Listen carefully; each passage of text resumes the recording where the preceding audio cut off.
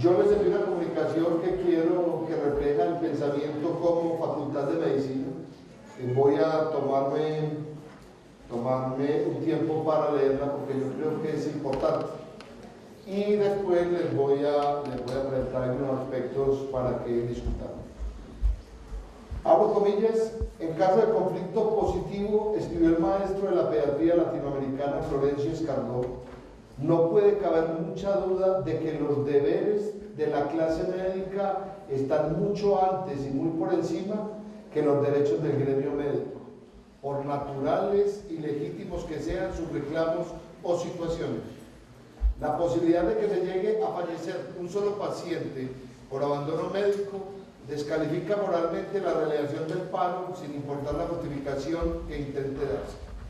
Aún más, la condición de desamparo en que se coloca la comunidad es ya causa suficiente para rechazar una huelga. Resulta que la sociedad siempre ha visto en el médico a uno de sus defensores más nobles, por eso busca y espera de él seguridad y apoyo. Esa imagen ha venido proyectándose desde la época hipocrática y es la que le ha permitido al médico situarse en la categoría de profesional de primera clase, no propiamente por los beneficios materiales que pueda derivar de su trabajo, sino por la virtud de su noble misión. Del médico, por esa misma circunstancia, se espera la entrega y los desvelos, y el médico que no está dispuesto a desprenderse de esas cuotas en beneficio de sus pacientes está dejando de cumplir correctamente su papel de benefactor de la humanidad, de misionero de la salud. Puede que para algunos parezca ridículo, suene hueco hablar en la época pragmática de hoy de asuntos que tuvieron sentido en tiempos de la medicina romántica, cuando el médico ejercía libremente, no era asalariado y el paciente era eso y no un cliente como lo es en la actualidad. Los tiempos han cambiado, es cierto, y con ellos las costumbres, pero no por eso podemos dejar perder el estatus, la categoría especial que nos otorga nuestra misión. Precisamente por venir reclamando a este cambio de la blusa se nos coloque el overol, es por eso que se nos ha ido confundiendo con el común de los trabajadores, para quienes los intereses que defienden están despojados de los ingredientes altruistas y nobles que caracterizan a los cultores de la medicina. El médico, quiéranlo o no, ha adquirido tácitamente compromisos morales muy particulares, que son los que conceden personalidad. Esos compromisos están íntimamente relacionados con el bienestar de su paciente y con el concepto que se le tenga del deber profesional. La Asociación Médica Mundial condena a los empleadores que explotan a los médicos al pagarles sueldos inferiores a nivel de mercado y otorgarle condiciones de trabajo inferior. Confirman que la definición de servicios esenciales establecida por la Oficina Internacional del Trabajo es aplicable a los médicos. Recomienda que los médicos no participen en huelgas cuando existan métodos alternativos eficaces de solución de conflictos. Estas reflexiones son compartidas en su totalidad por la Facultad de Medicina del CES. Consideramos que una cosa es el derecho de argumentación y otra muy distinta la ejecución de un paro que perjudica a un tercero. Nunca hemos pregonado que los fines justifiquen los medios y es por esto que dejamos clara nuestra posición, para evitar confusiones. Si en los campos de práctica autorizan que, sin perjuicio de los pacientes, en una forma temporal, con un principio de argumentación y no de imposición, pueden asistir a un espacio de marcha pacífica y en lo posible argumentativo. Segundo, la facultad no está de acuerdo con la ejecución de paros. Reiteramos con respecto a la ley, no estamos de acuerdo con la titulación por parte de hospitales universitarios, sí con el trabajo conjunto en la formación de los especialistas. Estamos de acuerdo con la búsqueda de soluciones para la financiación de los médicos que realizan especialidades, sin discriminación del sector público o privado, sino con la construcción desde la perspectiva de igualdad de criterios para financiación e inclusión de residentes. Yo les quiero decir La norma, si estamos pensando para el mismo lado, cambia las becas crédito, de los cuales muchos de ustedes son beneficiarios, direccionándolo hacia un contrato que será preferiblemente con entidades públicas. Entonces, quería primero decirles esto, ya lo vamos a escuchar. Segundo, recordarles la promesa del médico. Ustedes prometieron consagrar mi vida al servicio de la humanidad, ejercer mi profesión dignamente y a conciencia. 2, y velar solícitamente y ante todo por la salud de mi paciente. Simplemente quería recordar, el problema para mí no es un problema jurídico, para mí es un problema más ético y más estético. Y voy a decir la posición del CES y la posición de Ascofame, que me corresponde el doble vínculo en este momento, como presidente de la Asociación Colombiana de Facultades de Medicina y como decano de la Facultad de Medicina del CES, del cual me siento absolutamente orgulloso de estar aquí sentado. Como decano de Ascofame, ¿qué hemos hecho? Recuerden, el ponente de la Comisión Séptima de la Cámara es un antiguo decano de Medicina. Ya hemos conversado sobre la importancia del contrato de práctica formativa financiada por el Estado, no por las universidades, ni por los prestadores de servicio financiados por el Estado. Y hemos hablado sobre la importancia que tiene la unión universidad, espacio de prestación de servicio. Creemos que por el solo hecho de llamarlo universitario a un hospital, no se vuelve universitario. Es un absurdo. O sea, es como si yo dijera que los periodistas entonces llamamos al colombiano, el colombiano universitario, entonces se vuelve formador de periodistas. O si llamamos a los ingenieros en los sitios de ingeniería y carretera universitario, lo ven.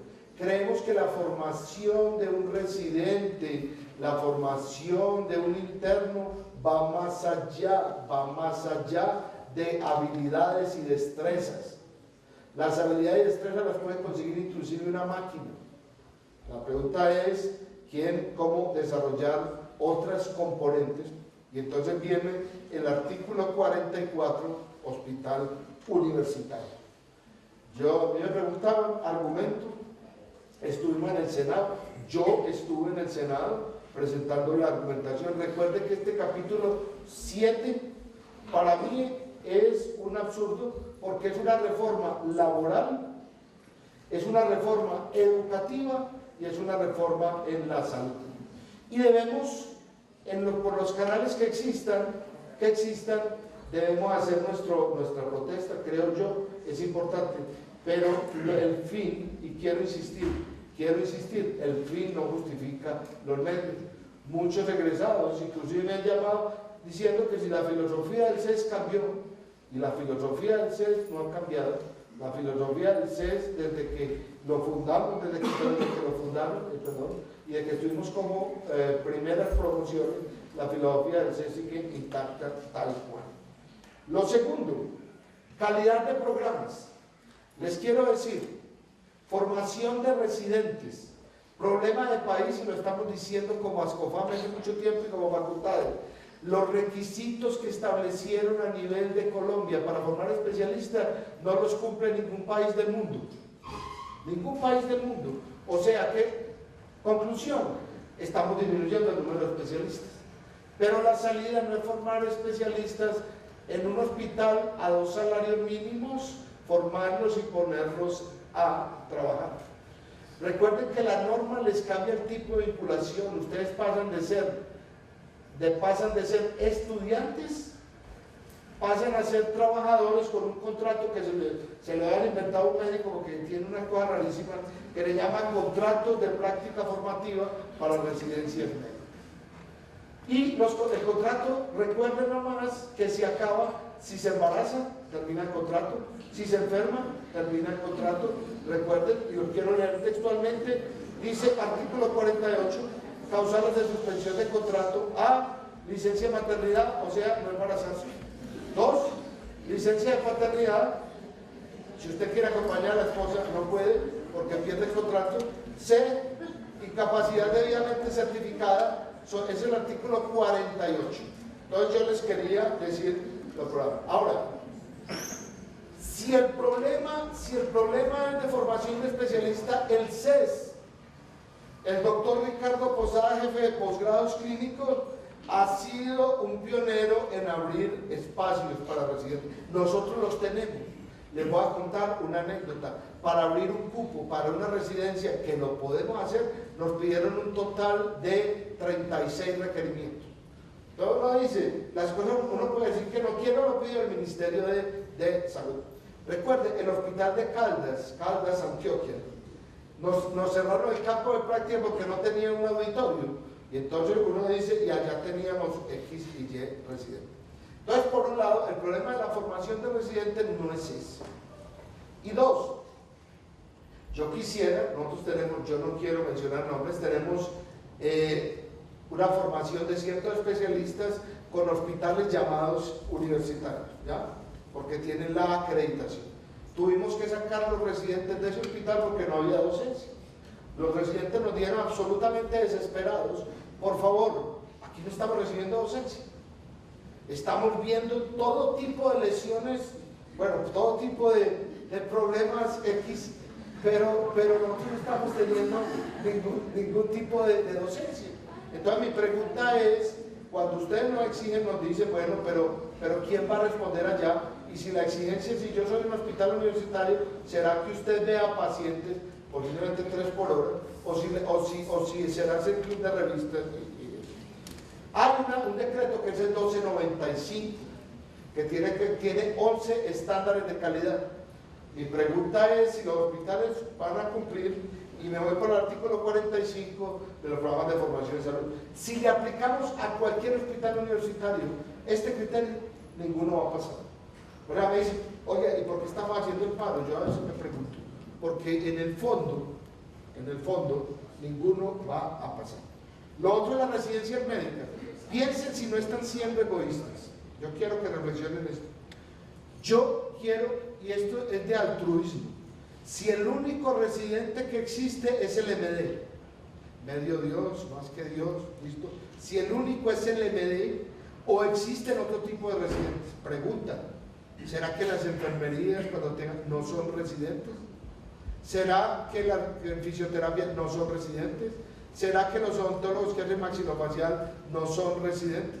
Porque está bien, yo sé que nos beneficia, yo sé, y es difícil hablar desde la equidad, pero yo sé que nos beneficia sobre la parte de la residencia. Pero yo quisiera, bajo un criterio de equidad, que es lo que estamos diciendo, si todos quienes son residentes. A mí en Escofá me han ido las otras oraciones. Yo sé que siendo un egoísta diría algo, pero es ¿y por qué? ¿Qué es salud? ¿Y por qué solamente están considerando salud como si fuera un problema?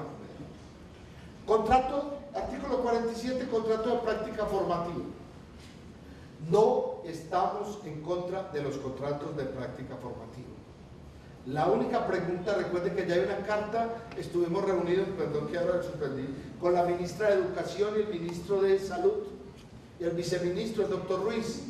Textualmente la ministra, está la carta, dijo, no estamos de acuerdo, son las vías que uno va construyendo, no las vías de hecho donde un tercero va sufriendo. La ministra textualmente en la reunión que la hicimos hace 10 días, dijo, no estoy de acuerdo. El ministro de Hacienda, si quieren tener la carta, dijo, no hay recursos para esto.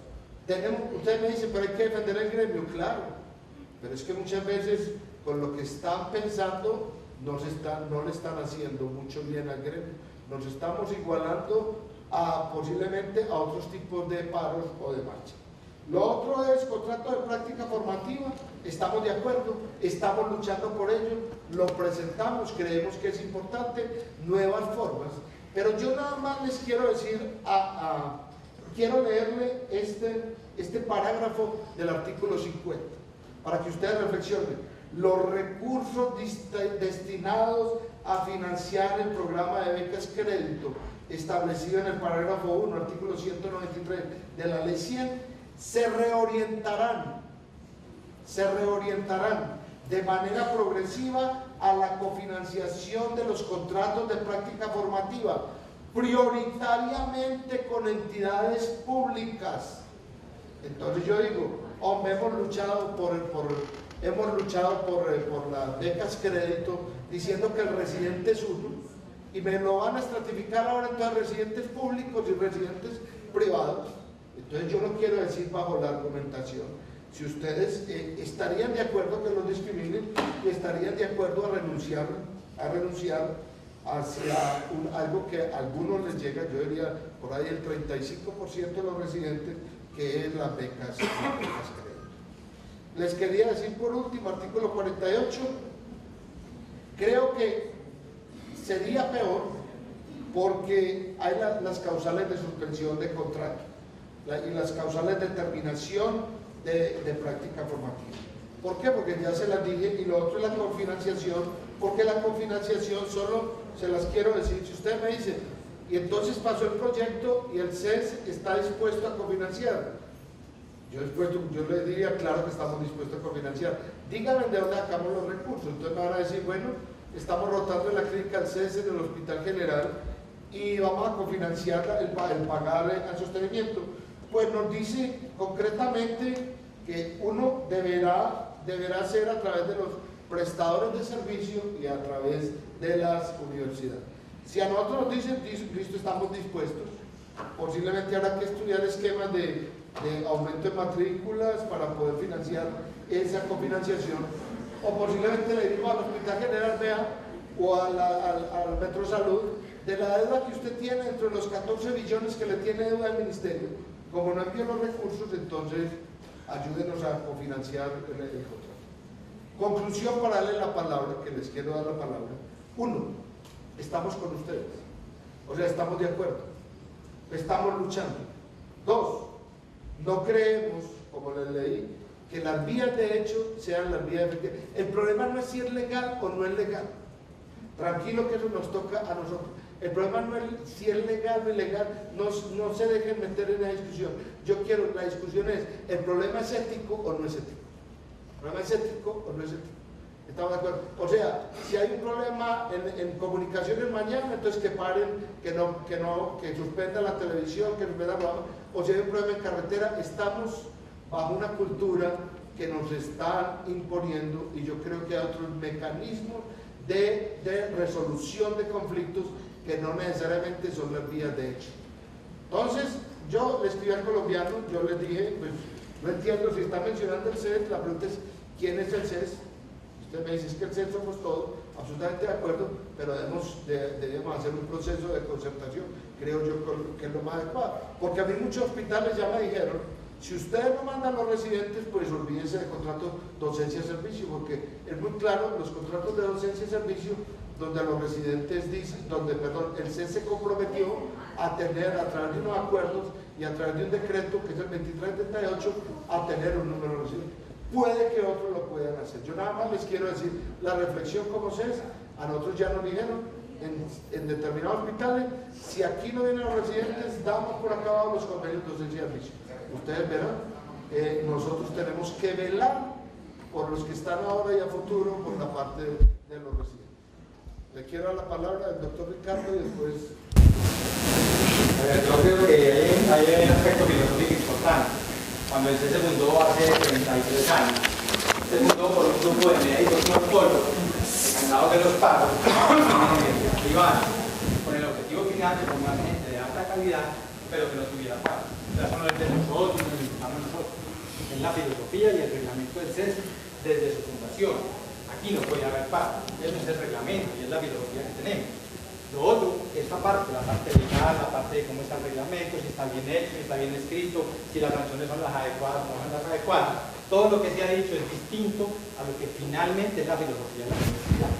La universidad, si se afecta a un solo usuario de salud, no puede estar a favor de un pago. Nosotros les dijimos y escribimos la semana pasada, el viernes, un comunicado directo de la facultad, de la decanatura y de la jefatura de posgrados y de pregrado, donde decía claramente que podían participar en la marcha, que podían hablar, podían escribir, podían nombrar representantes para las reuniones gremiales, pueden escribir al ministerio, pueden hacer todas las medidas siempre y cuando no se afecte la atención de ningún usuario de salud. O sea, finalmente, desde el punto de vista filosófico y ético, en el CES no es posible hacer un paro. Yo a nadie le dije, de los que me preguntaron, porque vinieron varios residentes, que al que hiciera paro lo expulsaban, porque eso no lo dije. A nadie se lo dije. Aquí hubo más o menos 5 o 6 residentes reunidos conmigo en la sala de reuniones del segundo piso y les dije, quien haga paro está violando el reglamento del CES. ¿Cuáles son las medidas del reglamento del CES? Hace un proceso disciplinario para esa persona. No, porque no te están escuchando. Se hace un proceso disciplinario para esa persona, pero no sabemos cuál es la sanción. No le dije nada, nunca hablé de expulsión. Nunca hablé, como dijeron esta mañana, que si 100 estudiantes del CES salen a paro, los 100 se van de la universidad. Yo no he dicho eso. A nadie le dije eso.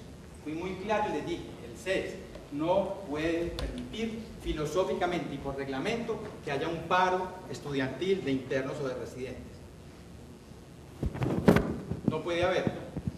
Es decir, no lo podemos permitir. Nosotros como directivos de la universidad no les podemos decir, sí, salgan a paro. Hagan todas las manifestaciones posibles. Pueden ir a la marcha, pueden escribir, pueden ir a las reuniones gremiales, pero no pueden dejar de tener un paro. Ni en urgencias ni en consulta externa. Allí hay una... Sí. Bueno, el micrófono, sí. Aló. Bueno, yo soy Sebastián Sierra, soy presidente de cuarto año de cirugía general. Buenas tardes, doctor Osorio, buenas tardes, doctor Posada. Primero, pues, estamos hablando en la conversación de la reforma de la salud del hospital universitario. La primera pregunta era, y ya usted habló parcialmente como de ella, ¿qué es un hospital universitario?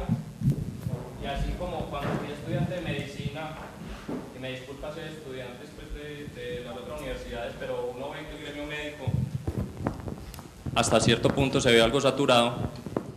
No sabe uno si a nuestra universidad le hace unos requisitos. Hay otras universidades en la ciudad que abren pregrados de medicina. No sé si cumplen o no los puntos que exige la ley. ¿Usted cree que va a pasar lo mismo con los hospitales universitarios?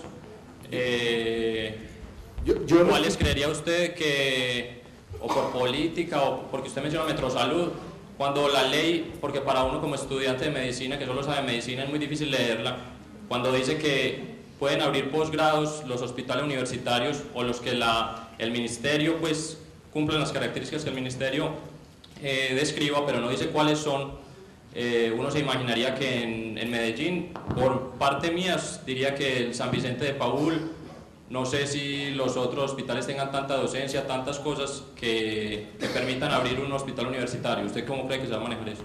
Yo los llevo, hay una ley que es la ley 1438 que modificó la ley 1122 que a la vez modificó la ley 100. Artículo, los quería referenciar, artículo número 104. ¿Quién es hospital universitario? Hospital universitario tiene 10 criterios. El primer criterio es que esté acreditado. Recuerden que en Colombia solamente hay 24 hospitales acreditados.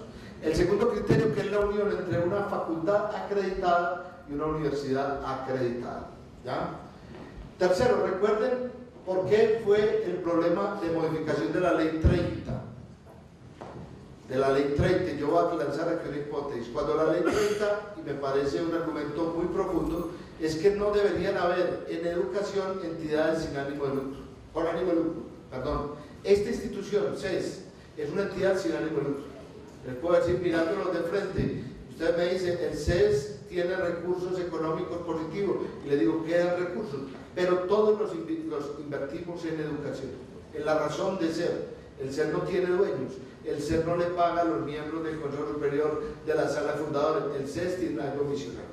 Entonces, hospital universitario, ley 1438, puede ser un hospital que esté acreditado unido con una facultad acreditada. Pero una cosa, yo creo que fue absolutamente desafortunado ponerle hospital universitario. Y el hospital universitario tiene que tener unas características. Atención a los estudiantes, sitios de referencia para búsqueda bibliográfica. Tiene 10 características que creo que pocos lo cumplen, pero hay que tratar de llegar a eso. Ahora, voy a decirle como presidente de Ascofame, hay facultades de medicina muy malas. Yo no me pongan aquí, no me metan nosotros en Ascofame modificamos el reglamento y nos dicen que somos un club de élite, pero no. Queremos que las que sean malas se vuelvan buenas, porque hay unas prácticas más adecuadas. Entonces, bajo ese argumento, nos están tildando de mafias médicas, nos están tildando de negocio, y yo, ejemplo, al ministro de Seguridad, no aceptamos ese insulto porque así no es. Entonces, para explicarle el hospital universitario, habla un poquito. Cojamos Medellín. ¿Quién será? Hospital Pablo Tobón, posiblemente unido con X o Y facultad de medicina. Hospital General, y para de contar. Pero es que el problema no es ese. El problema no es ese. El problema es filosófico. Les juro que de los primeros hospitales que van al universitario lo quieren hacer. Y yo no puedo decir en público nombre, pero lo quieren hacer es para coger al residente, hacer consulta y consulta y consulta a 2 salarios mínimos todo el día. 2 salarios. Y estamos en contra y estamos igualitos. Yo no me imagino allá, ejemplo, haciendo un paro de las facultades de medicina, porque la norma dice, no, hay que argumentar. Es que la inteligencia es la argumentación, la inteligencia no es la imposición. La inteligencia, hay formas de protestar. Yo estoy seguro que podemos trabajar inclusive en conjunto en formas de protesta. Entonces le quería responder, ese es un hospital universitario que está establecido. ¿Sí? Y lo otro, por la misma parte, usted acaba de decir que había hospitales que le dijeron que acaban los contratos docentes asistenciales. ¿Nos puede decir cuáles o no? No le puedo decir. No le puedo decir porque sería entrar el doctor Ricardo ahora decía, ya están diciendo que el doctor Ricardo dijo que si eran 100 residentes había que echar. Empiezan tengamos la altura de las discusiones filosóficas profundas, cojamos la profesión médica y sigamos con esa altura que siempre han tenido. Me dicen, profe, pero es que eso es muy bonito, muy filosófico. Es que eso es lo que nos han valorado como institución. Así parezcamos prehistóricos, es lo que nos valora en la formación ética, el compromiso. Yo no creo que los fines justifiquen los medios. Yo quiero ampliar un poquito la respuesta Sí. de los hospitales universitarios con respecto a San Vicente. El doctor Sierra habló de San Vicente. San Vicente es un ejemplo y es un hospital que es universitario perfectamente y podría serlo. Cuando salió la ley inicialmente y se analizó con el señor ministro esta cosa de trasladar el contrato a los hospitales, el primer hospital de Medellín en la reunión que hubo con el ministro que dijo que no podía ser era San Vicente. San Vicente dijo, yo no voy a contratar 100, 200 residentes que tengo pagándole 2.000 millones de pesos, no tengo la plata para hacerlo, contrato ya especialista. O sea, los mismos hospitales están negando a eso. Creo que hay 1 o 2 hospitales en el país que quieren que la ley salga adelante. Igual hablamos en el Pablo Tobón Uribe, y el Pablo Tobón decía, yo no tengo plata para contratar a los residentes, o sea, no lo vamos a poder hacer. Entonces, ¿cuál va a ser el resultado final de todo esto? El hospital va a decir, me interesa tener un pediatra, un cirujano, un radiólogo, un anestesiólogo, los contrato a ellos y los formo a ellos. Los demás no me interesan. No me interesa ni la cirugía laparoscópica avanzada, no me interesa ni la endodología, no me interesa nada de sus especialidades, sino solamente las especialidades básicas para poder tener mi planta adecuada a la atención del usuario. Finalmente vamos a lograr todo el efecto contrario que estábamos buscando, ampliar los cupos de especializaciones en Colombia. Ustedes son conscientes cuando pasan a la residencia que de cada 100 personas pasa 1 o 2 al CES, y a las universidades de la ciudad todavía pasan menos números. Entonces, realmente lo que vamos a lograr es todo el efecto contrario. Una cantidad de médicos buscando especialidad y no la van a poder hacer porque los hospitales no les interesa tener ese tipo de especialidad. Es que estaba hablando de Puede, aquí hay tiempo, tranquilo. Entonces, ¿qué queremos? Tranquilo. Entender algo. Esa ley que habla de los hospitales universitarios acaba con la universidad o adiciona a la universidad más cupos y más plazas. No acaba con la universidad. Yo nada más le haría esta pregunta. Imaginen en un futuro. Entonces el argumento le puedo decir, nos dicen España. Yo les voy a decir programa. En España hay un programa que se llama Programa MIR. Ustedes lo saben muy bien como internos que muchos van a aspirar. Es distinto la estructura del programa MIR, que se hace a través de los hospitales, a la estructura de los programas comunitarios. Pero siempre están unidos con la universidad. Nos dicen Estados Unidos, ustedes lo saben, Estados Unidos, los que han estado, Estados Unidos hacen un examen, el USMLE, los STEP 1, los STEP 2, luego hacen el matching, pero el matching lo hace a través de las universidades. Nosotros el único argumento es, hombre, el de ustedes. el objetivo es la calidad de la educación médica. Yo me imagino, recuerden la reforma educativa, cuando iba con ánimo de lucro, me fui, sin ánimo de lucro, pero imaginen qué puede pasar al futuro. Un hospital nos llama universitario, listo, privado, con ánimo de lucro. Yo nada más quiero que vean este escenario. Un hospital con ánimo de lucro privado, que ya puede titular, ¿ya? Lo hacemos a nivel internacional. Aquí han venido a comprar la universidad, ya vinieron de Whitney University para producir profesionales en masa, ¿ya? Pues yo compro el hospital, lo hago con ánimo de lucro, formo especialistas, les pago a un salario mínimo, me producen y fuera de eso, formo especialistas, tengo los recursos. Y yo creo, puedo estar equivocado, por ahí no es la cosa, porque nosotros gastamos mucho tiempo haciendo currículos ocultos, invertimos mucho tiempo formando al estudiante, haciendo la fundamentación, gastamos mucho tiempo en convenios docencia y servicio y gastamos mucho tiempo haciendo currículo oculto. Pero si ustedes están argumentando, yo sí les pido el favor, que por favor no nos discriminen como estudiantes, como residentes.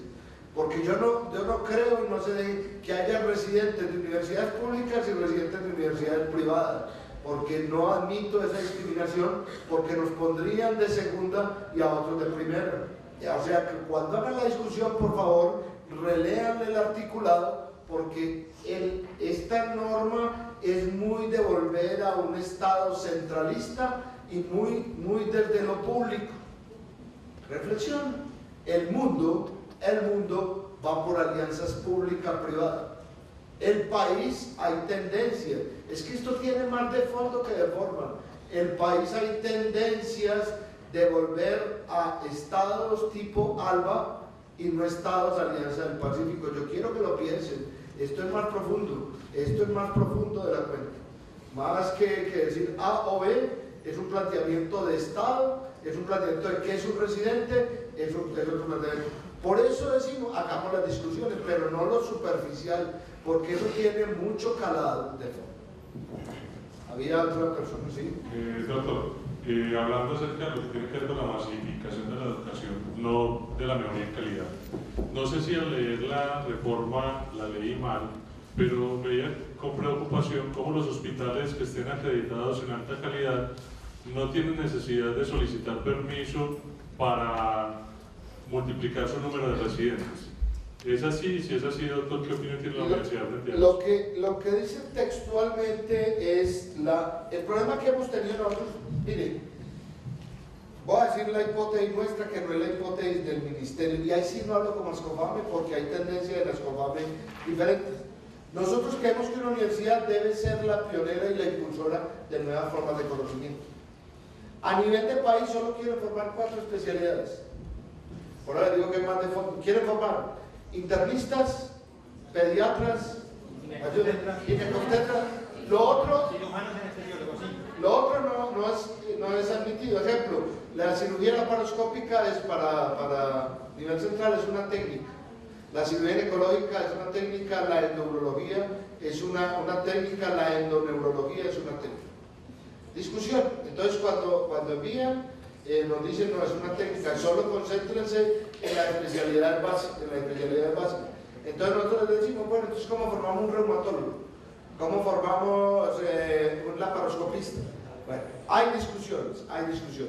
Ahora, le dan la potestad, que no queremos ese dulce, es muy bueno, el dulcecito, donde dice, pero y para responderle, parágrafo primero, artículo 45, las instituciones de educación superior, debidamente reconocidas y autorizados para el procedimiento de programas, que cuenten con acreditación de alta calidad, o sea, la Facultad de Medicina del CEN, Bolivariana y la Antioquia, las 3, o con programas de pregrado de medicina con acreditación de alta calidad, podrán aumentar los cupos de admisión en los programas de especialidad médica y quirúrgica sin autorización previa del Ministerio de Educación.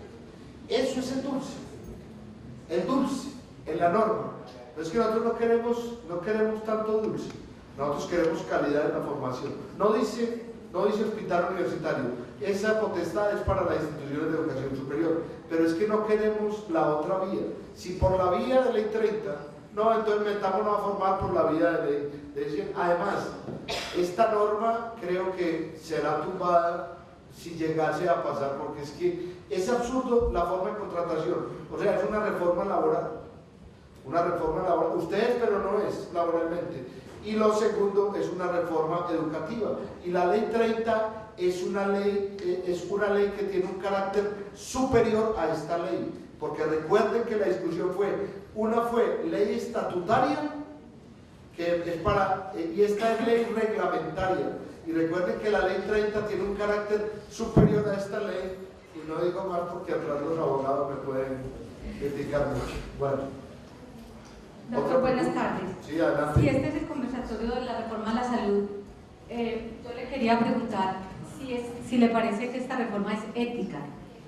Porque personalmente, según la he leído, no me parece que es ética.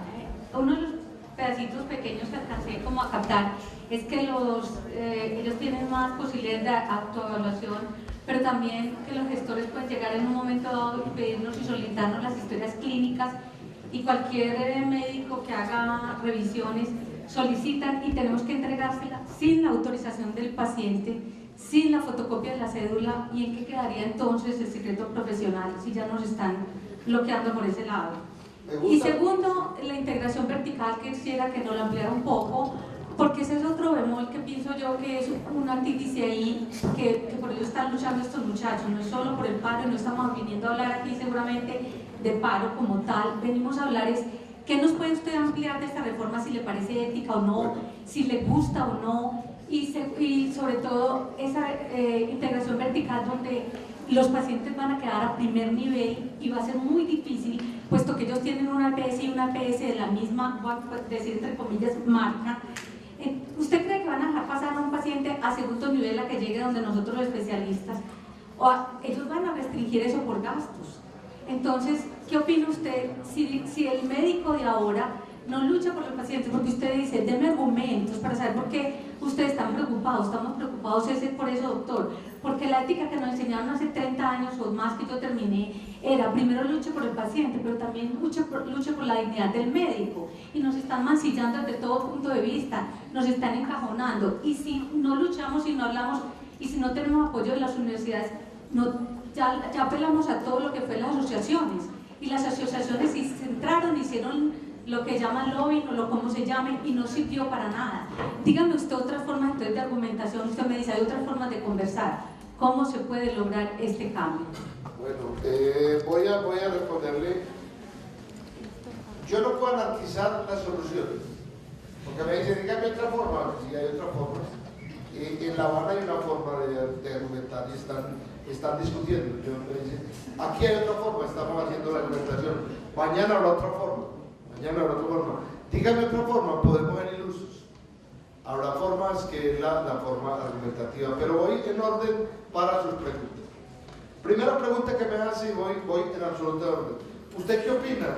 Yo opino que nosotros opinamos aquí y en la Escofami que el nombre de la reforma, y se lo pusimos, se llama Frankenstein, ¿ya? Armaron un cuerpo no tiene una coherencia. Dos, integración vertical, no estamos de acuerdo, ¿ya? Absoluto paralelo. ¿Qué hicieron? ¿Qué dice la reforma? Habían prohibido la integración vertical. Y recuerden que por la presión de los gremios llamado ASEMI, que acuerden que hay dos tipos de EPS, las que manejan estrato 4, 5 y 6 ASEMI, y las que manejan estrato no tan alto, que se llama, asocia lo que eran las antiguas empresas solidarias de salud. Integración vertical la habían prohibido, la dejaron con nivel básico de atención. Estoy de acuerdo, me parece absurdo. Así se lo manifestamos, así está escrito. ¿Por qué? Porque van a quedar todos los problemas en primer nivel, posiblemente van a haber estímulos a la eficiencia, donde un dolor abdominal, un cálculo de vesícula se solucione con buscapina, ¿ya? Y no con la solución que debe tener. Absolutamente de acuerdo. Entonces, creemos en la normatividad, en lo que existió. Es que el problema que se está discutiendo, y lo hemos dicho, es un problema económico. Nosotros, cuando el ministro de Economía, de Salud, me confundo a veces, se quedó, pues hombre, hasta nos dio optimismo porque pensamos que que iba a alimentar el sector salud desde la economía, pero es que esto se volvió una discusión económica y en eso estamos de acuerdo, estamos absolutamente de acuerdo. El problema, hay un problema de país que yo también les quiero decir, y de región antioqueña. Los impuestos de la fábrica de licores, los impuestos van a ir a Bogotá, van a quedar en Salud Mía. O sea, todo lo que invertíamos aquí de EPM, lo que invertíamos de Lotería Medellín, que es un impuesto renta cedida, lo que invertíamos nosotros de chance, va a ir a nivel central. Lo van a manejar, quien pone la plata pone las condiciones. Salud Mía va a tener 36 billones manejado por 4 personas. O sea, Salud Mía es el reencauche de Cajanal y del Seguro Social y de Capricornio a nivel central. Lo hemos dicho, hombre, no es adecuado, descentralicemos. Nos parece absurdo, y los secretarios de salud ya pronunciaron, nos parece absurdo la recentralización. Esta ley es recentralizadora, va contra la Constitución Nacional que dice Colombia es un estado descentralizado. Listo, quería complementarle con esto. El problema de las gestoras, el estímulo de las gestoras es que no se remita a los especialistas, porque en la medida, recuerde que los pagos van a ser pagos por desempeño. Eso se llama, en el país del mundo se llama P3P o Pay Per Quality. Vamos a montar ese esquema.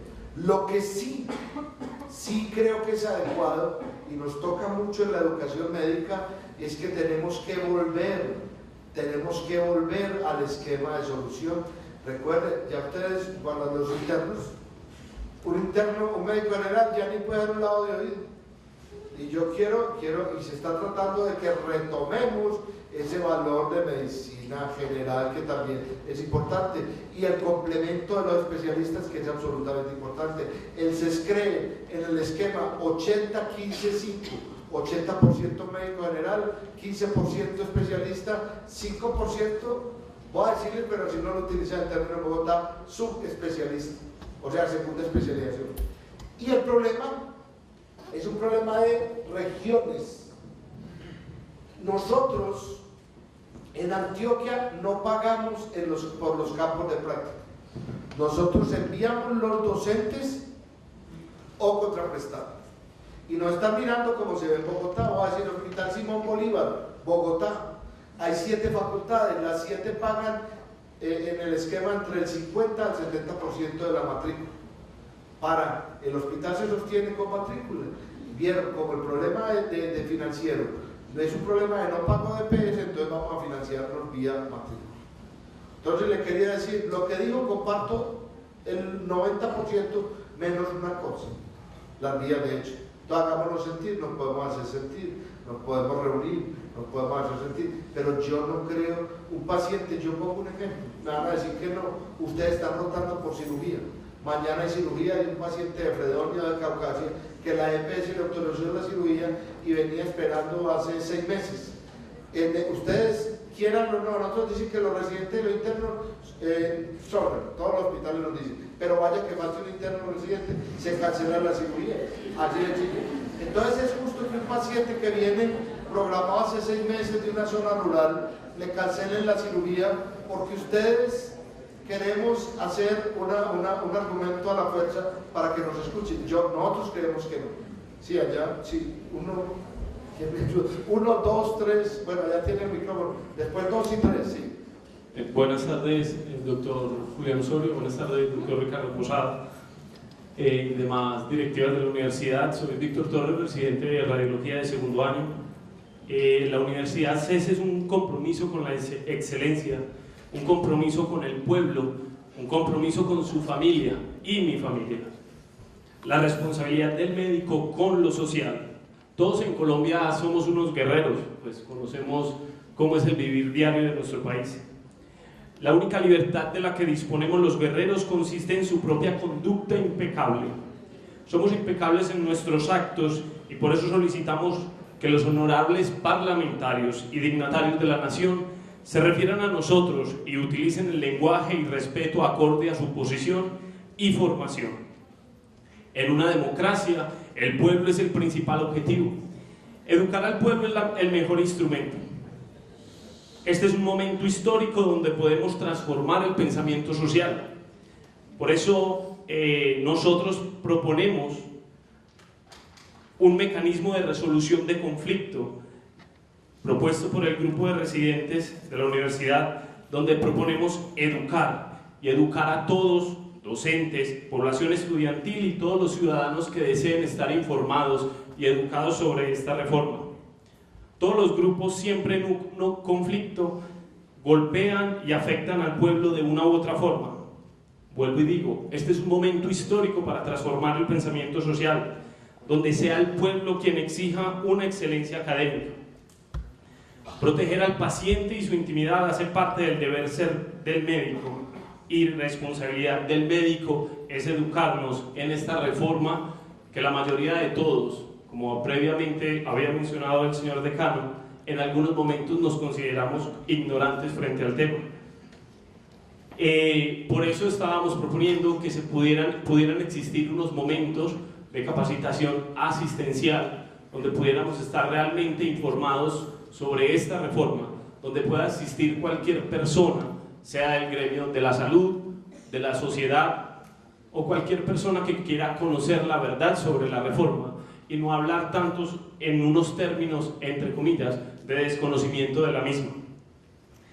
Y punto aparte, quiero hacer una pregunta: si la participación de los residentes en las reuniones o marchas puede estar autorizada, obviamente previa autorización de los docentes de rotación, ¿ha sido notificada a estos centros?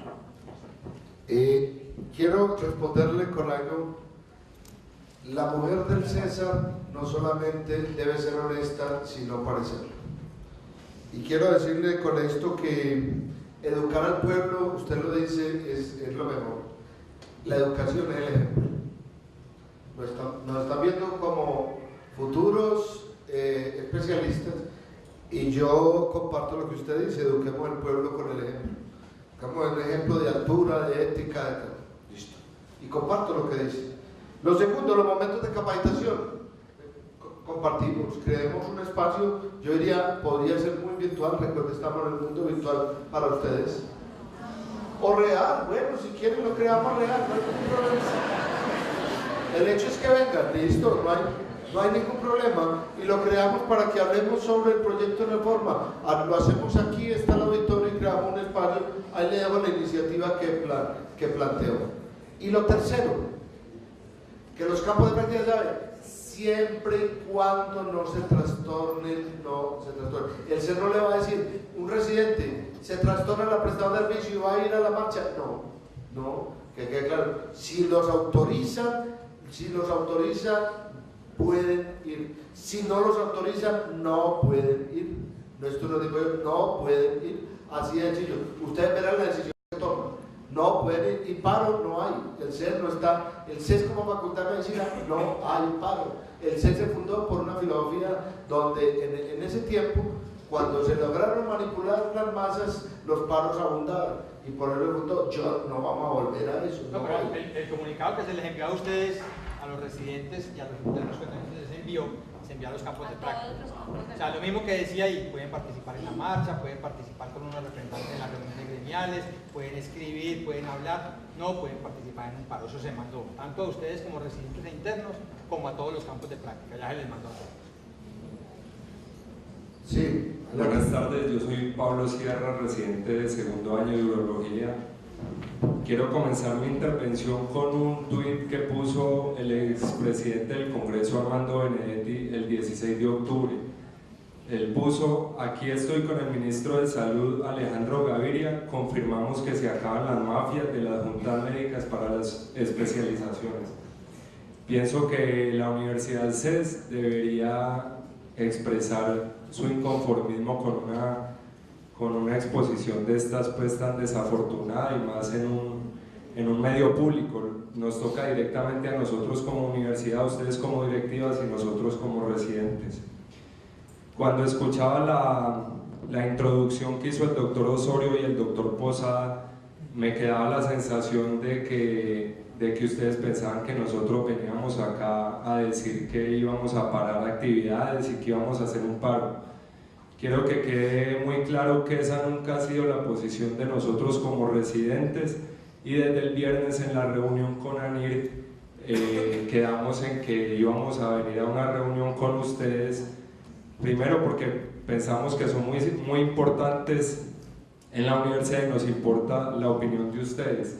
Queremos buscar acá en este conversatorio soluciones para salir de un problema que nos va a afectar a todos, a la universidad, y la universidad pues hacemos parte obviamente residentes, estudiantes y ustedes como directivas. Gracias. Bueno, lo primero es, recuerden, ayer hubo un pronunciamiento de la Gran Junta Médica donde se retroalimentó la protesta que teníamos de los términos que están empleando. Uno, cartel de la salud, mafias de especialistas, ya se le envió al presidente y se le envió al ministro. Vendrá debate futuro, pero no se aceptó. Pero si quieren por universidad, escucharon, lo presentamos por universidad también, la universidad lo hizo a través de Escofame, pero bien. Lo segundo es que nosotros, ¿qué soluciones damos? Nosotros ya nos crean, la solución nuestra es que crean, puede que perdamos, estamos luchando, ayúdenos, lo que le estamos diciendo es ayúdenos con estrategias creativas excluyendo el paro. Es estrategias creativas. Nosotros estamos, ¿qué estamos? En todos los estamentos y creo que nos la vamos, recuerden que vamos a volver a la ley 100, creo, si esto se retrocede a la 1438 de la ley 100, pero la propuesta de nosotros es muy sencilla. Hagamos el esquema de argumentación a través de la participación. Pueden decir, listo, es que no funciona, entonces vamos para la vía de hecho. No, reitero, no es el mecanismo que nosotros hemos planteado. Estamos trabajando, estamos en el Senado, estamos en la Cámara, estamos con unas personas que están haciendo toda la parte del lobby desde la academia, estamos enviando. Y si llegara a pasar, ya está todo el mecanismo jurídico para invocar que esa ley no tiene por qué estar a través de quienes sepan de lo jurídico. Yo creo que tiene que quedar claro que si alguien ha hecho algo por debatir la ley, ha sido el decano de la facultad. O sea, yo creo que el doctor Osorio ha participado activamente en el Senado con los ministros, en nombre tanto de la universidad como de Ascofame, en contra de la ley. O sea, estamos hablando de lo mismo. Estamos completamente de acuerdo, nosotros como universidad y ustedes como residentes, en que la ley es perversa. Desde el punto de vista que se elimine, es perversa. Y él lo ha expresado en todos los espacios que ha habido. El decano vive en Bogotá, la semana pasada estuvo en 3 reuniones distintas, en el Senado, en la Cámara, con el ministro, hablando en contra de la ley. Y yo creo que los términos que están utilizando son absolutamente denigrantes para la profesión, e incluso para las mismas universidades. Porque en un artículo del tiempo, hace más o menos 15 días, decían que era un negocio la formación de posgrados. Los posgrados clínicos en ninguna universidad de Colombia es un negocio, tan pérdidas. Lo que pagan ustedes de matrícula se reinvierte todo en la formación de ustedes. Lo que dan los posgrados clínicos, la especialidad de médico clínica de la universidad es prestigio, es nombre, es desarrollo científico, académico y de investigación, pero no es un negocio. A mí que me digan que puede ser un negocio, un pregrado con 100 estudiantes y un solo docente, bueno, pongámoslo entre comillas si es un negocio o no, aunque aquí es una entidad sin ánimo de lucro. Pero que un posgrado, como cirugía laparoscópica con un residente anual o como anestesia con 4 residentes por año es un negocio, no es un negocio. No es un negocio, es prestigio para las universidades. Entonces yo creo que eso se ha dicho y el decano lo ha dicho en todos los espacios. Las especialidades médico-quirúrgicas no son un negocio, ni van a ser un negocio para los hospitales, al revés, va a ser un encarte para los hospitales formar personal en estas áreas porque van a tener que velar por bienestar, por formación humanística, por formación ética, por un curso de inducción que ustedes lo hacen, por formación en arte, en música, en fotografía, una cantidad de cosas que los hospitales no le van a poder brindar a los residentes. Se van a volver simplemente gente que va a trabajar todo el día sin actividades académicas, sin seminarios, sin clubes de revista, sin actividades en la universidad, sin bases de datos. Entonces no es un negocio. Cuando los hospitales se den cuenta de eso van a decir que no van a formar más residentes. Perdón, la palabra, ¿quién había? A ver, hagamos entonces una lista. 1, 2, 3, 4, 5. Listo, ya saben quién es. 1 y 6.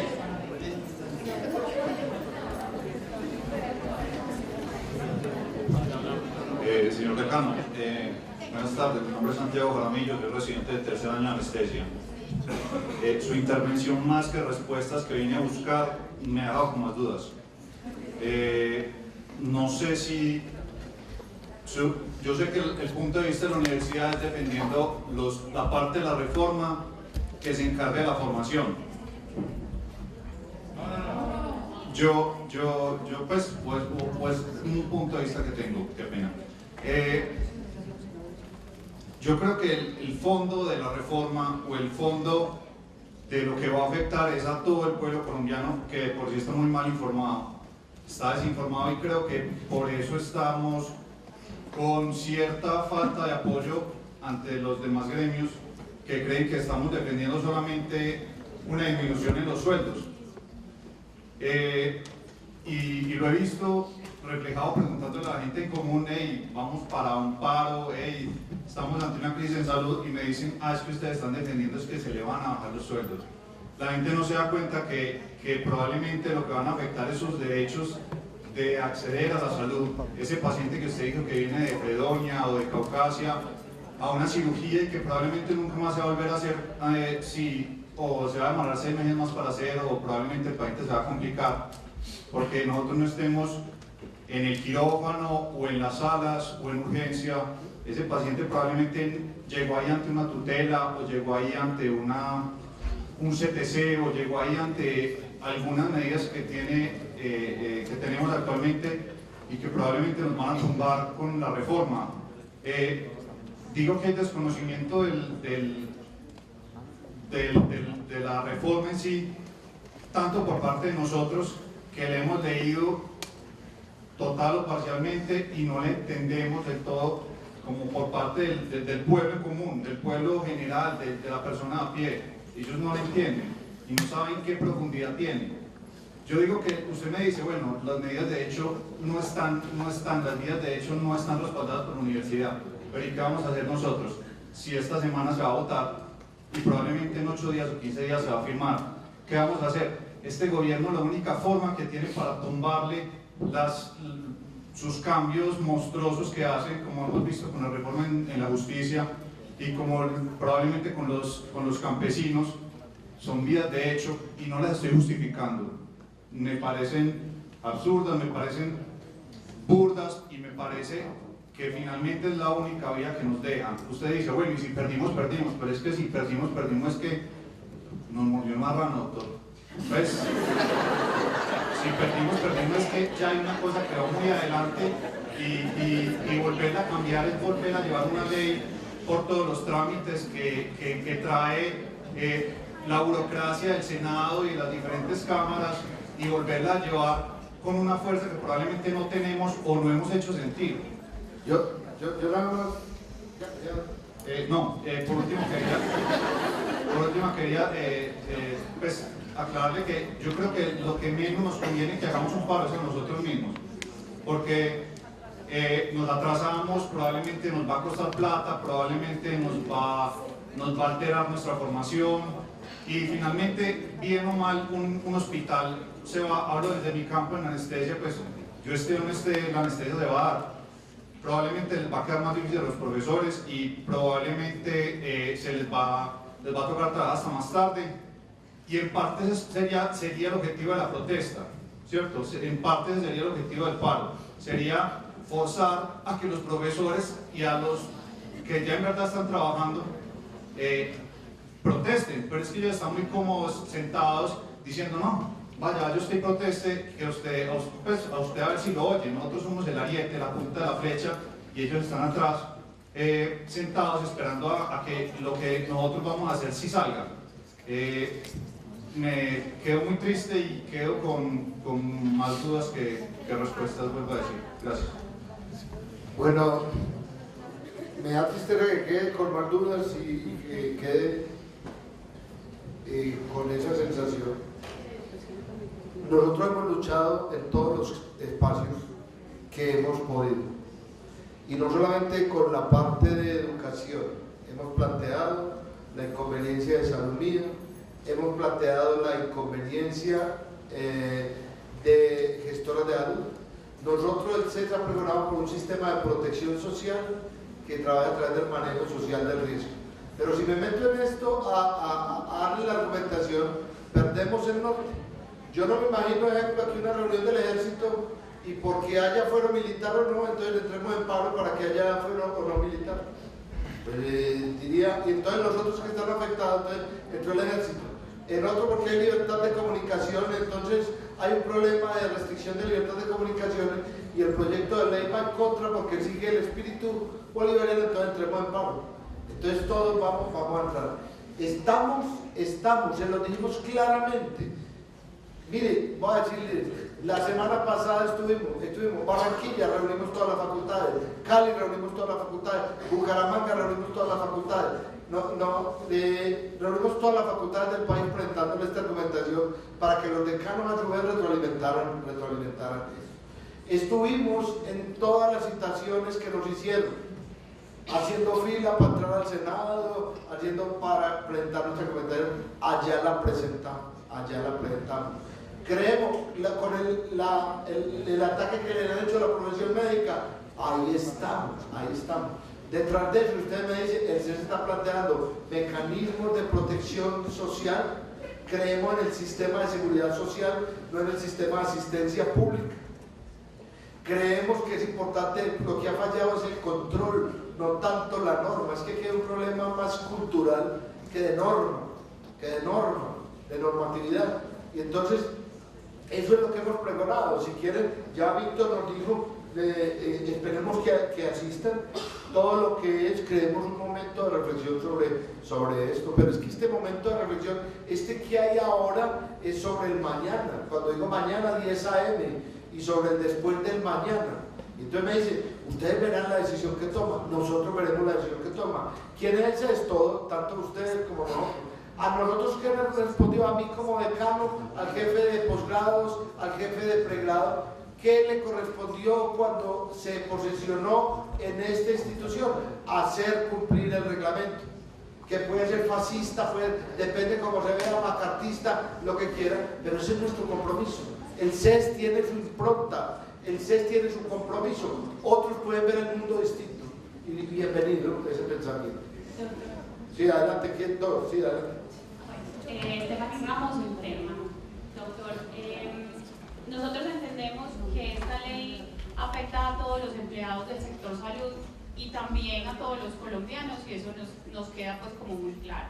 Pero hablando directamente del artículo 44 sobre la titulación de los especialistas, yo digo que los residentes que ahora son residentes tal vez los afecte de una manera más tangencial, pero los internos que vamos a aplicar algún día a una residencia creo que nos vemos como muy involucrados, y sí me gustaría que me explicara tal vez si yo hice un análisis adecuado de lo que leí en el artículo, porque me parece que esto pues como la Biblia se interpreta como a uno le caiga.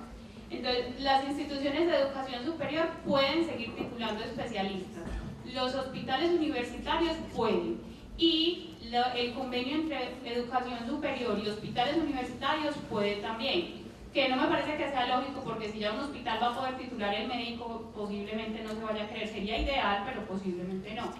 Mi pregunta es, si las universidades de educación superior cobran a los residentes una matrícula para hacer eso y los hospitales universitarios van a pagarles a unos residentes por hacer eso, creo que ahí hay como un problema que se va a manifestar muy grande adelante, y que nadie va a querer estar en una universidad privada. Y peor aún, los hospitales universitarios no van a querer recibir residentes de universidades privadas, y entonces la universidad privada se va a ver obligada a aumentar el costo de la matrícula para poder financiar hospitales privados que puedan titular a los residentes.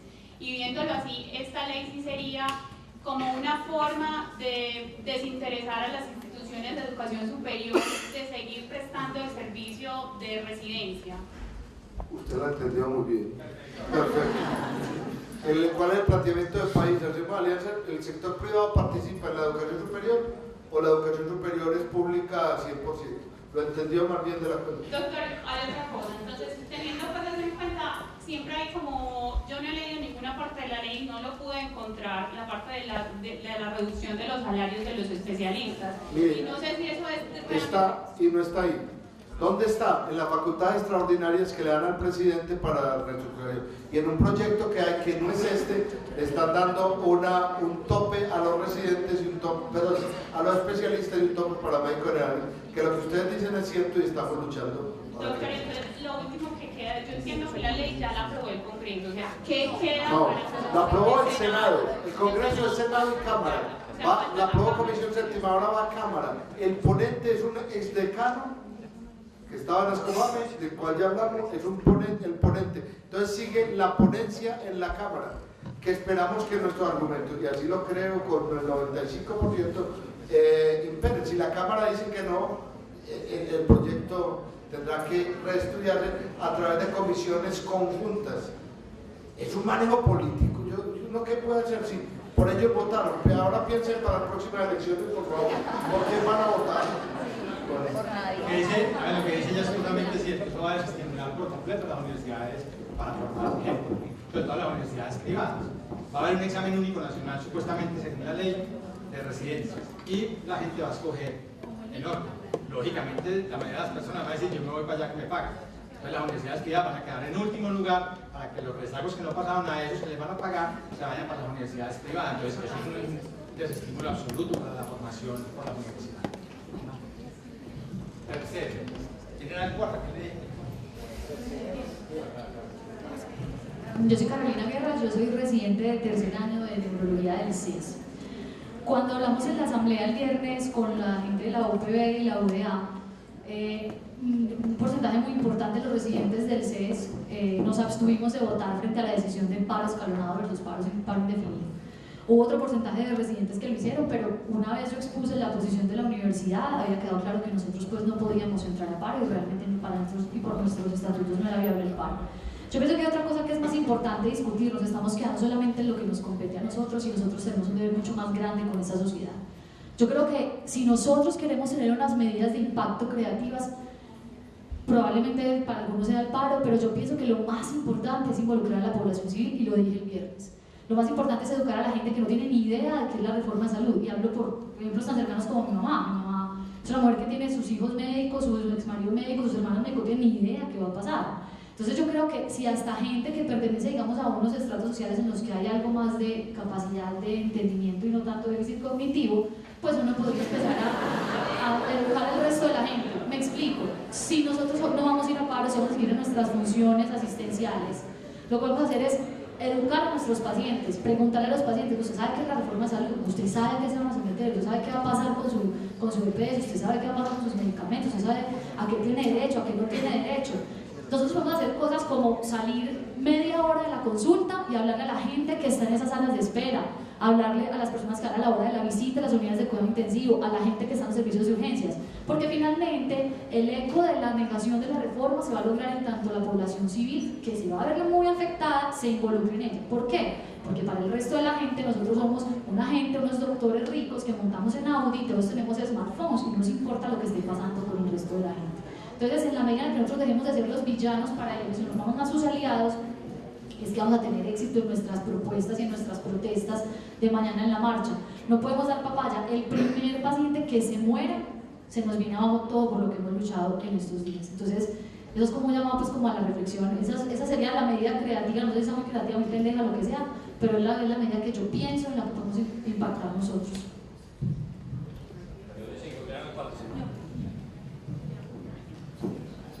Hola para todos, yo soy Diana Restrepo, docente psiquiatra. Yo para muchas cosas de la vida soy optimista, pero con esto estoy muy pesimista. Yo quisiera saber, doctor Julián, cómo se tumba esta ley. Esta mañana una de las residentes que está conmigo hablaba de 1.600.000 firmas. Yo quisiera saber qué pasa si esto se aprueba en la siguiente vuelta y cómo tumbamos este Frankenstein que me gustó bastante el nombre. Gracias.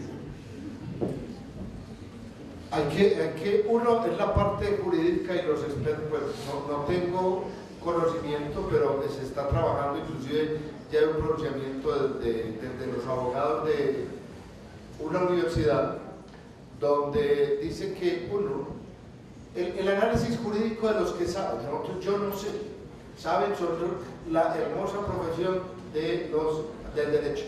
¿Listo? Uno. Dos, se puede acudir a los mecanismos de participación democrática y me gusta mucho la idea. Yo creo que los estudiantes podríamos, en lugar de estar parando, pues utilizando un firmatón y comenzando a trabajar en esos procesos pero tiene que ser con la parte jurídica. Yo quisiera responderle, pero no quiero caer en imprecisiones. Le diría, desde el punto de vista jurídico hay mecanismos para hacer a través de firmas y mecanismos para hacer a través de invocar que la ley, ejemplo, yo ya les dije, hay una ley superior que empieza a reformar, esta ley no puede hacer eso.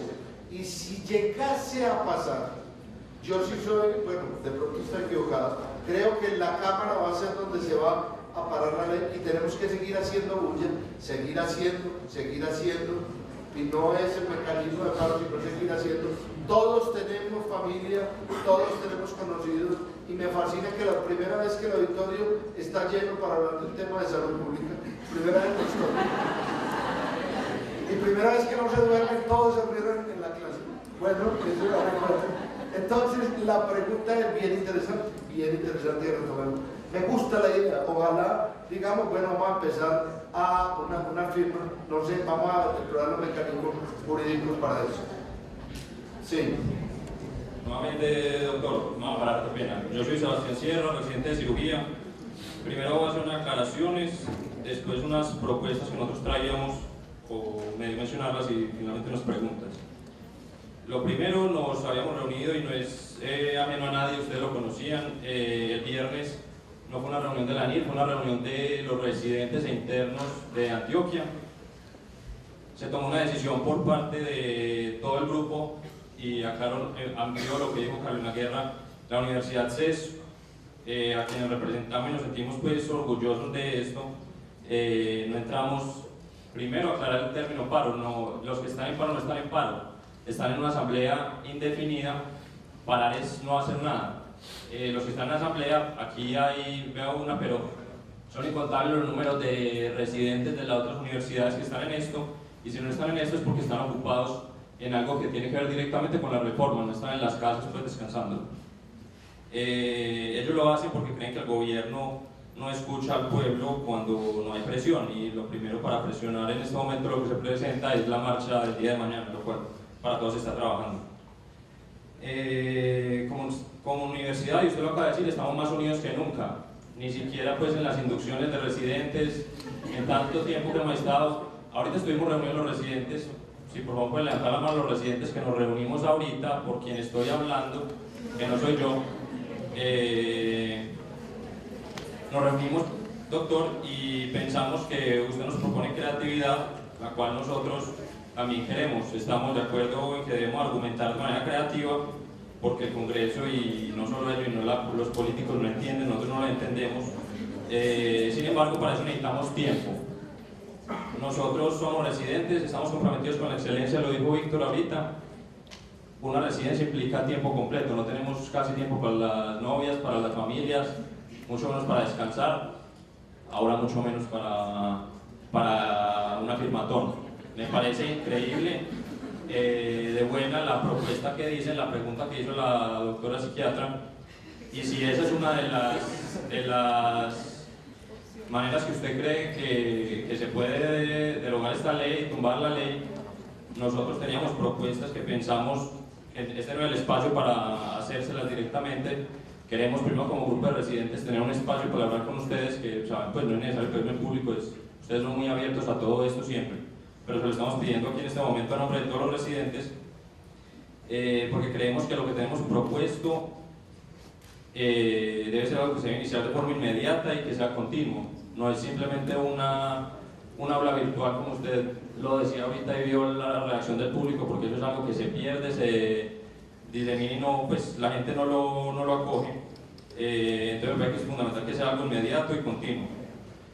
Eso es lo que le tenía sobre las propuestas. Finalmente, de las preguntas, yo quería saber como cosas puntuales. ¿Cuándo inició todo esto? Porque apenas ahora, yo creo que pasa una semana que todos los residentes, o tan siquiera el grupo en el que yo me muevo, empezamos a tocarnos un poquito con esto. Desde antes no. ¿Por qué empezó esto? Lo segundo es si cree que la firmatón o lo que está haciendo el grupo de residentes, compañeros nuestros, de hacer una asamblea indefinida va a tener impacto en los hospitales y esto va a tener un efecto como de bola de nieve que se vaya creciendo y los especialistas por fin se toquen y los médicos generales por fin se toquen a hacer algo. Y lo último es quién hace la ley, porque como le decía la compañera interna, ella lo entendió muy claro, yo no lo entendí. No conozco la ley 100, pero no sé si la ley 100 es escrita como de manera tan ambigua, donde dice, como yo le dije a usted, un hospital universitario tiene que tener los criterios que dice el Ministerio de Salud, pero no dice cuáles son los criterios, y así es punto por punto. Entonces, eso es lo que, pues, como las tres preguntas, ¿cuándo inició todo y por qué nos enteramos nosotros tan tarde? Si la ley simplemente la hace el ministro de Salud o si él tiene en cuenta algún grupo de médicos, algún grupo como Ascopame o alguna cosa así, ¿por qué nosotros no subimos hasta ahora? O simplemente nos mandaron y borramos el email. Y, no, es en serio, ¿y qué creen que ganan pues las propuestas que ya se plantearon? Bueno, yo quiero decirle nomás una anécdota. Cuando estuvimos, y ustedes por favor, y sí les pido, analicen siempre las propuestas.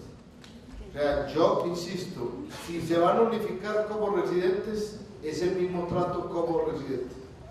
O sea, es el mismo trato, porque es que la propuesta entre ustedes mismos, a veces yo los puedo utilizar para ciertos efectos, y yo nada más les voy a decir algo que me ocurrió a mí. Usted me pregunta, ¿hace cuánto tiempo? Voy a decir, hace 3 meses y medio, estuve en una reunión convocada por la ANIR, donde el jefe de posgrados clínicos de la Antioquia, yo estaba delante, se retiró. Yo me sentí muy mal por lo que dijo, porque yo simplemente estaba diciendo, a mí no me discriminen los residentes, en residentes y no me los cataloguen así, porque no acepto que haya residentes públicos y residentes privados. Y entonces los beneficios cuando son para los residentes del sector público, y cuando vamos a protestar, pues yo los llamo a todos y muy queridos ustedes, pero detrás de eso solo les quiero decir, hay muchas cosas. Y lo invito a reunir, yo no lo voy a decir en público, pero hay muchas cosas. Yo lo invito a qué tipo de país queremos. También yo quiero hacer la reflexión. Si en un país donde quepamos todo, o en un país donde hagamos modalidades tipo bolivarianas, porque hay que pensar eso, piénsenlo, porque es que esto es la punta del iceberg, no es el iceberg, esto es la punta del iceberg, y posiblemente hay que hacer ese tipo de planteamiento. Si esto pasa, es clarísimo, usted, cuando lo dijo la interna, eso es lo que va a pasar, así de sencillo. Si la financiación es para X, pues, hombre, el CES y Bolivariano, muy queridos todos, muy unidos, pero tendríamos que tomar medidas así, porque nosotros no me fundó, posiblemente otros la fundarán con una espíritu 1000% altruista, poniendo recursos para la función del Estado en este caso. ¿Por qué? ¿Cómo entró a esto? Yo le quiero seguir la secuencia. Esto venía un problema de salud. ¿Cuándo apareció el capítulo 7? El capítulo 7 es obra de arte hicimos la discusión, el doctor Luis Carlos Ortiz, Ministerio de Salud, jefe de Recursos Humanos, y el doctor Fernando Ruiz, viceministro. El doctor Fernando Ruiz viene de la Javeriana. La Javeriana hemos tenido mucho el control. Y es un planteamiento donde él dice, y el ministro dice, que la confianza en el residente, y si quiere la estadística, le tengo el estudio, no es el motivo, pero que el residente es malo en un 70% de los casos. Yo no creo, puedo estar equivocado y puedo ser iluso, yo creo que el residente del CES es muy bueno, no estoy diciendo bueno, es muy bueno en el 95% de los casos. Yo así se lo dije a él. Ministro, usted que está mirando, le dije a mi servidor, ¿usted quiere nombres concretos? Se los estoy dando concreto.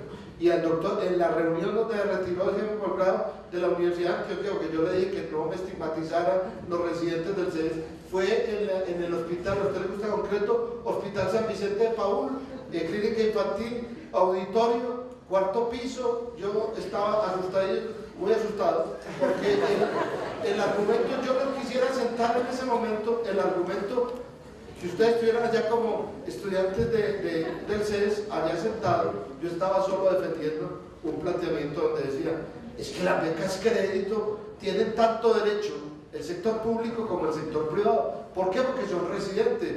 Entonces me decían, bueno, ya ustedes saben, para no decirles más cosas.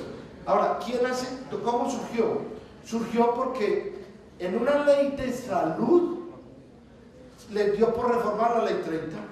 Yo creo que desde ahí van perdidos. Yo no me quiero meter, desde ahí van perdidos. Así surgió por esas dos personas. ¿Cómo se hacen las leyes? Las leyes que contratan asesores que muchas veces ni conocen cómo es el rodaje y ellos la escriben. Y entonces, respuesta, usted me preguntó, ¿cómo se hace la ley? Y miremos mecanismos. Yo sé que vivo muy ocupado, pero pensemos en ideas creativas. A uno está ya y le acaba la creatividad, usted la tiene toda. Sí. ¿No tienen audiciones cuando están creando la ley? Claro, allá estuvimos. Lo que pasa es que el problema es que escuchen. ¿Estuvimos a Sofame? Estuvimos, voy a decirle, como Ascofame estuve 3 veces allá, como decanos de medicina, hablaron 5 decanos. Hay tendencias donde dicen vamos a ver, usted quiere clarito, que aquí estamos formando es una élite que son de estrato muy alto y que no se va a permitir eso porque hay que socializar la medicina. Clarito, más claro no canta el gallo. Se lo quiero decir clarito, que usted quiere que se lo diga clarito.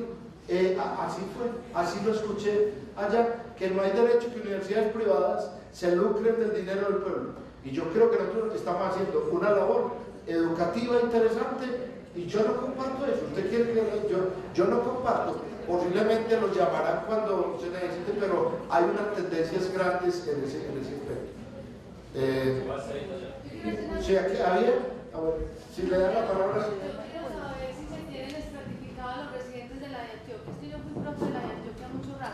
Y allá hay muchachos que son hijos de profesores que se movilizan en el Audi que mencionaba la doctora.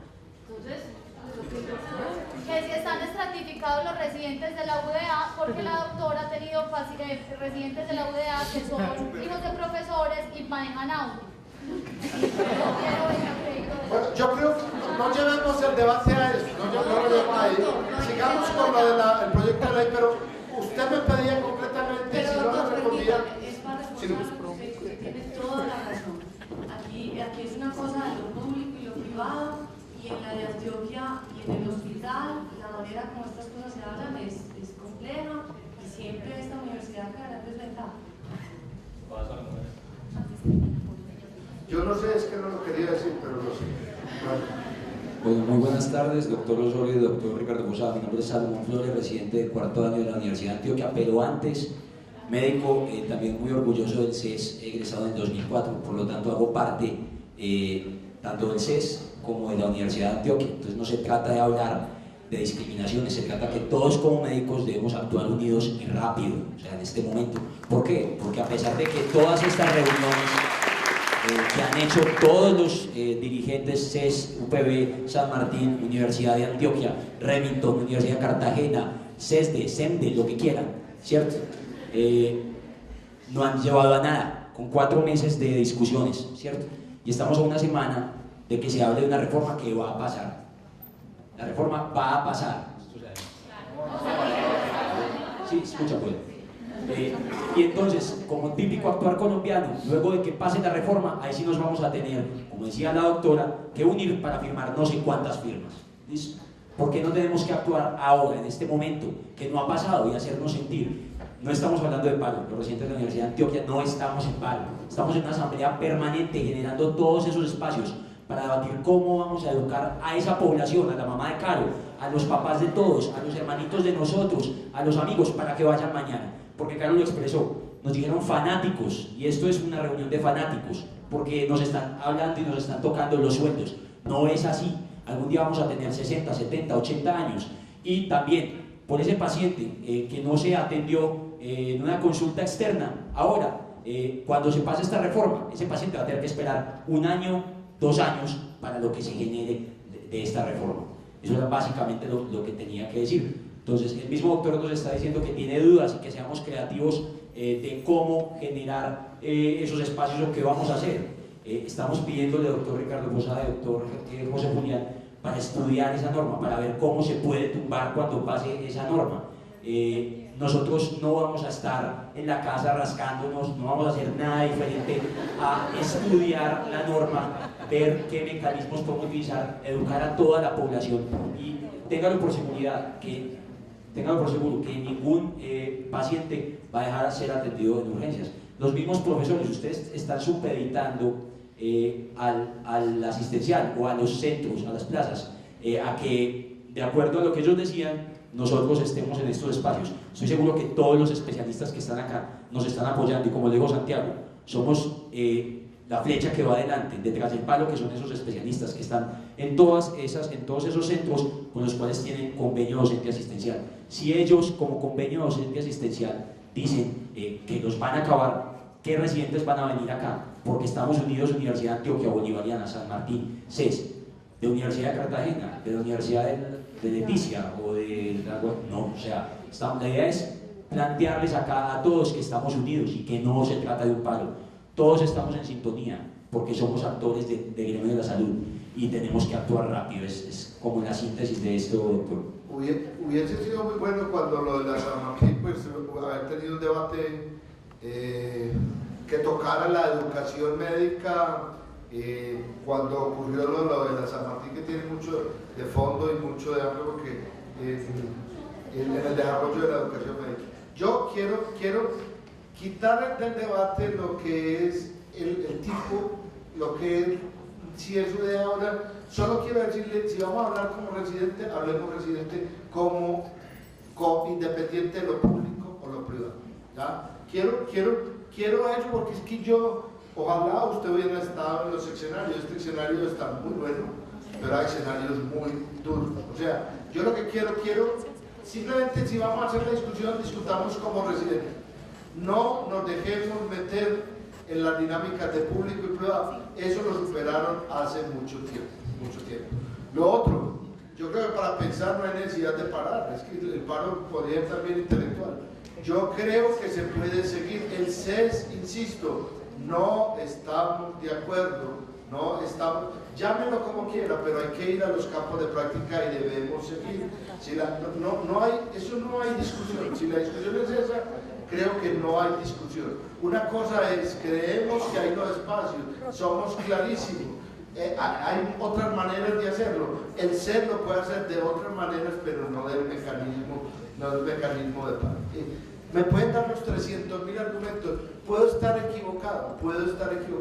Por eso nos nombraron aquí. Puede que el decano esté en la prehistoria. Puede ser.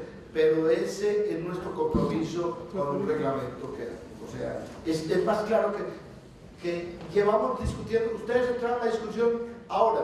Esta discusión, a mí me preguntaba, lleva más de 2 años en este tipo de discusión. Recuerden que la reglamentaria, les quiero dar la historia, eso fue nació desde una discusión en la Academia de Medicina, donde estuvimos allá presentando nuestros argumentos. Sí, adelante, yo no sé dónde está el micrófono, doctor Ricardo. Yo no sé muchas cosas, pero pues a mí se me ocurre algo. Así como presentan a los políticos en los medios, esto no debería estar en reuniones secretas, esto debería estar en los medios. Si nosotros vinculamos a los medios a pues a esto, pues, Antioquia ahorita. Sí, o sea, es lo primero que veo y hoy en las noticias de las 12 del día. Vean tiempo, hace una semana donde nos tildan de prehistóricos porque planteamos, vean El Espectador el domingo hace 15 días. O sea, lo que le quiero decir es, eso se ha hecho, voy a decir, El Espectador, el colombiano. Y recuerden los medios, titular de hoy, mírenlo abajo a la izquierda. Paro en el CES bolivariano. Mírenlo a ver si estoy diciendo mentiras. Pero es lo que dice. Paro, si no generemos un debate con la gente del Congreso. Rico Hería, debate académico sobre la reforma realizado por los residentes. Yo vuelvo a insistir en la posición de la facultad y de la Universidad CES. No es nuestra, no es del decano ni mía, es de la universidad. Los residentes del CES no pueden estar ni en asamblea permanente ni en paro. Llamémoslo como lo llamemos. Les dije muy claro y se expuso la semana pasada, el viernes, pueden nombrar unos representantes que vayan a las reuniones gremiales, no hay ningún problema. Asamblea permanente implica que dejen de ir a los campos de práctica, no lo pueden hacer. Pueden ir a la marcha, todo lo que hemos hablado hoy, ya no insistamos más en eso porque esa es la posición de la universidad. No mía, no del decano, no del rector, sino de la universidad. Y debe quedar claro de una vez. Asamblea permanente es lo mismo para nosotros, desde el punto de vista de atención de un usuario de salud, que un paro. No podemos dejar de atender a los pacientes. Así se lo expresé, a mí me llamó la persona de la mesa estudiantil, no recuerdo el nombre, yo se lo expresé textualmente, no vayan a decir que cuál es la posición del... Esta es una entidad privada. Usted me dice, yo voy a estar en la asamblea permanente, ¿qué van a hacer? Vamos, hay un reglamento, yo no amenaza, yo no quiero, hay un reglamento, y si no quieren tener manera, tómenlo así, pero hay un reglamento en el cual nos comprometemos a cumplir y vamos a hacer cumplir. Pase lo que pase, vamos a hacer cumplir. Ustedes están en una entidad privada, los mecanismos de hecho no lo aceptamos, hay un reglamento donde pueden decir desde lo jurídico que la Constitución, pueden decir lo que quieran, pueden decir, ustedes se los entregamos el primer día de residentes, ustedes lo aceptaron y ahí está. Yo no quiero simplemente decirle, es la posición nuestra. Ahora, lo que hagan ustedes, están en absoluta libertad, lo que hagamos nosotros, estamos en absoluta libertad. Ya escucharon nuestra posición, ya escucharon lo que hemos hecho, nos seguimos escuchando. Adelante. Doctor Osorio, nuevamente Pablo Sierra de Neurología. En Colombia se hay residentes ricos y pobres. Los pobres son los de la pobreza total que no tienen beca crédito y los ricos serían pues los que afortunadamente la tenemos. La diferencia no es si son del CED, de UPB ni de la de Antioquia. Todos somos pobres porque los que más recibimos 1 millón de pesos mensuales. Pregúntenle a los que están pregonando, cuando reúnan, díganle que cuál es el planteamiento, por favor. Que ellos qué planteamiento tienen, porque con los que ustedes se están reuniendo sobre público y privado. Yo quisiera que les preguntaran, por favor, y sobre la beca crédito, ¿a quién se le debe asignar? Nosotros no le demos la inquietud. Otra cosa es que unos tengan pues el papá que le preste el carro, pues si se lo presta muy bueno, pero todos estamos en igualdad de condiciones. Y lo segundo es que usted habla ahora del parágrafo 1 del artículo 45 que le da el dulcecito a las universidades privadas sobre ampliar los cupos sin pedir autorización del Ministerio de Educación. En caso de que pase esto, ¿cuál es la posición del CES? ¿Ampliarían los cupos? ¿Ustedes piensan que tienen que ampliar los cupos de especializaciones como universidad CES? Nosotros hemos hemos hecho 5 intentos para aumentar cupos, me corrige el doctor Ricardo, en anestesia, pediatría, anestesia, cirugía, porque creemos que el país lo necesita, medicina interna. Si alguien conoce... No hacer indiscriminados los aumentos de cupos dependen de las necesidades del país. No dependen de que, digamos, además de eso, de los campos de práctica. Es decir, yo no puedo decir hoy, yo voy a ampliar a 5 cupos de urología, no tengo dónde ponerlos a votar. La calidad se me bajaría inmediatamente, lo mismo bajaría en dermatología. Tengo 3 cupos y sé que no los va a poder aumentar, pero sí puedo ampliar a 7 cupos de pediatría, a 10 cupos de medicina interna, porque tenemos un déficit impresionante de internistas. Ya vamos aquí en la universidad buscando hace 3 meses un internista para el hospital general y no hay. Entonces, dependiendo de las necesidades del país, la universidad podría o no mirar la ampliación de cupos. Y teniendo la responsabilidad de los campos de práctica, que nos vaya a afectar la calidad de la formación. Y mire, sin estigmatizar, los internistas, yo no voy a estigmatizar, pero los que se consiguen son de Cuba o de Ecuador. Y entonces uno queda, formándolos y no hay suficiente número. Sí, adelante. Buenas tardes, doctor. Mi nombre es Alejandra Zuluaga, soy residente de medicina de urgencias. Yo venía con muchas expectativas a esta reunión y le confieso que este fin de semana no estudié medicina, me estudié la reforma. Me pasó lo que algunos han comentado con respecto al entendimiento de la misma, pero sí me quedó claro que es una reforma que es antiética, como lo comentaba una de las intervenciones anteriores, y vulnera no solamente la parte de los médicos, los residentes, estudiantes internos, el pueblo también está vulnerado, nos vulnera a todos y en un derecho fundamental como es la salud. Con respecto a las expectativas con las que venía esta reunión, me deja parcialmente feliz que la posición de la universidad sea el total desacuerdo y que está en contra pues, de todo lo que dice la reforma y que piensa que realmente es una reforma Frankenstein como usted la bautizó.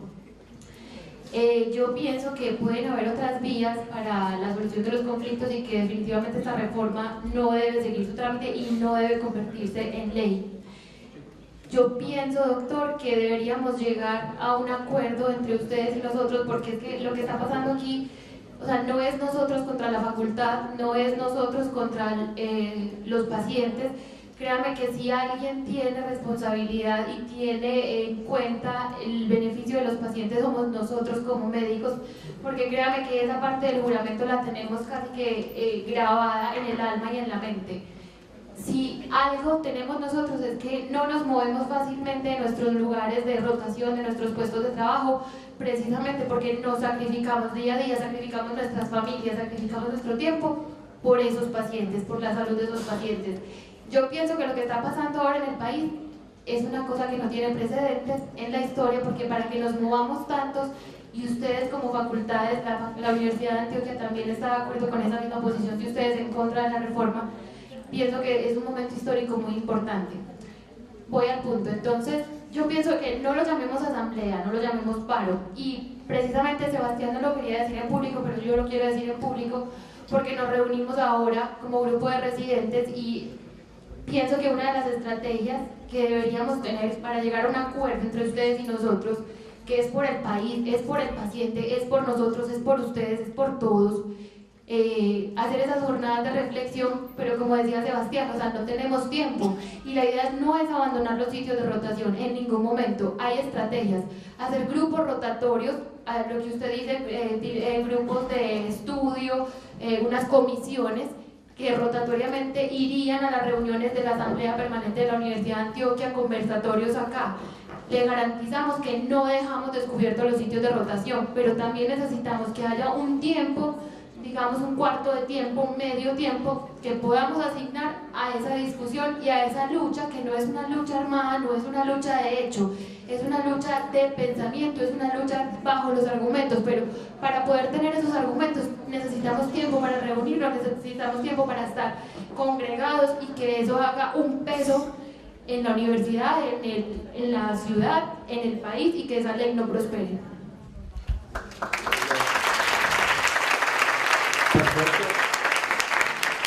Yo creo que se puede conversar, simplemente queríamos que usted supiera la posición nuestra, no va a ser, es inmodificable la posición nuestra, vamos a construir mecanismos de pronto de repensar esquemas. Allí siguen 1 y 2, adelante. Doctor Julián, mi nombre es Taylor Giovanni Serna, hago parte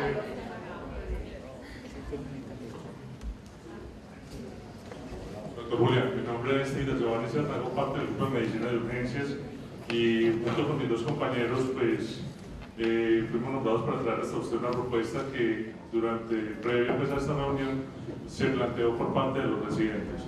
Hay algo que tenemos todos muy claro, doctor, y es que tenemos que velar por la salud de los colombianos.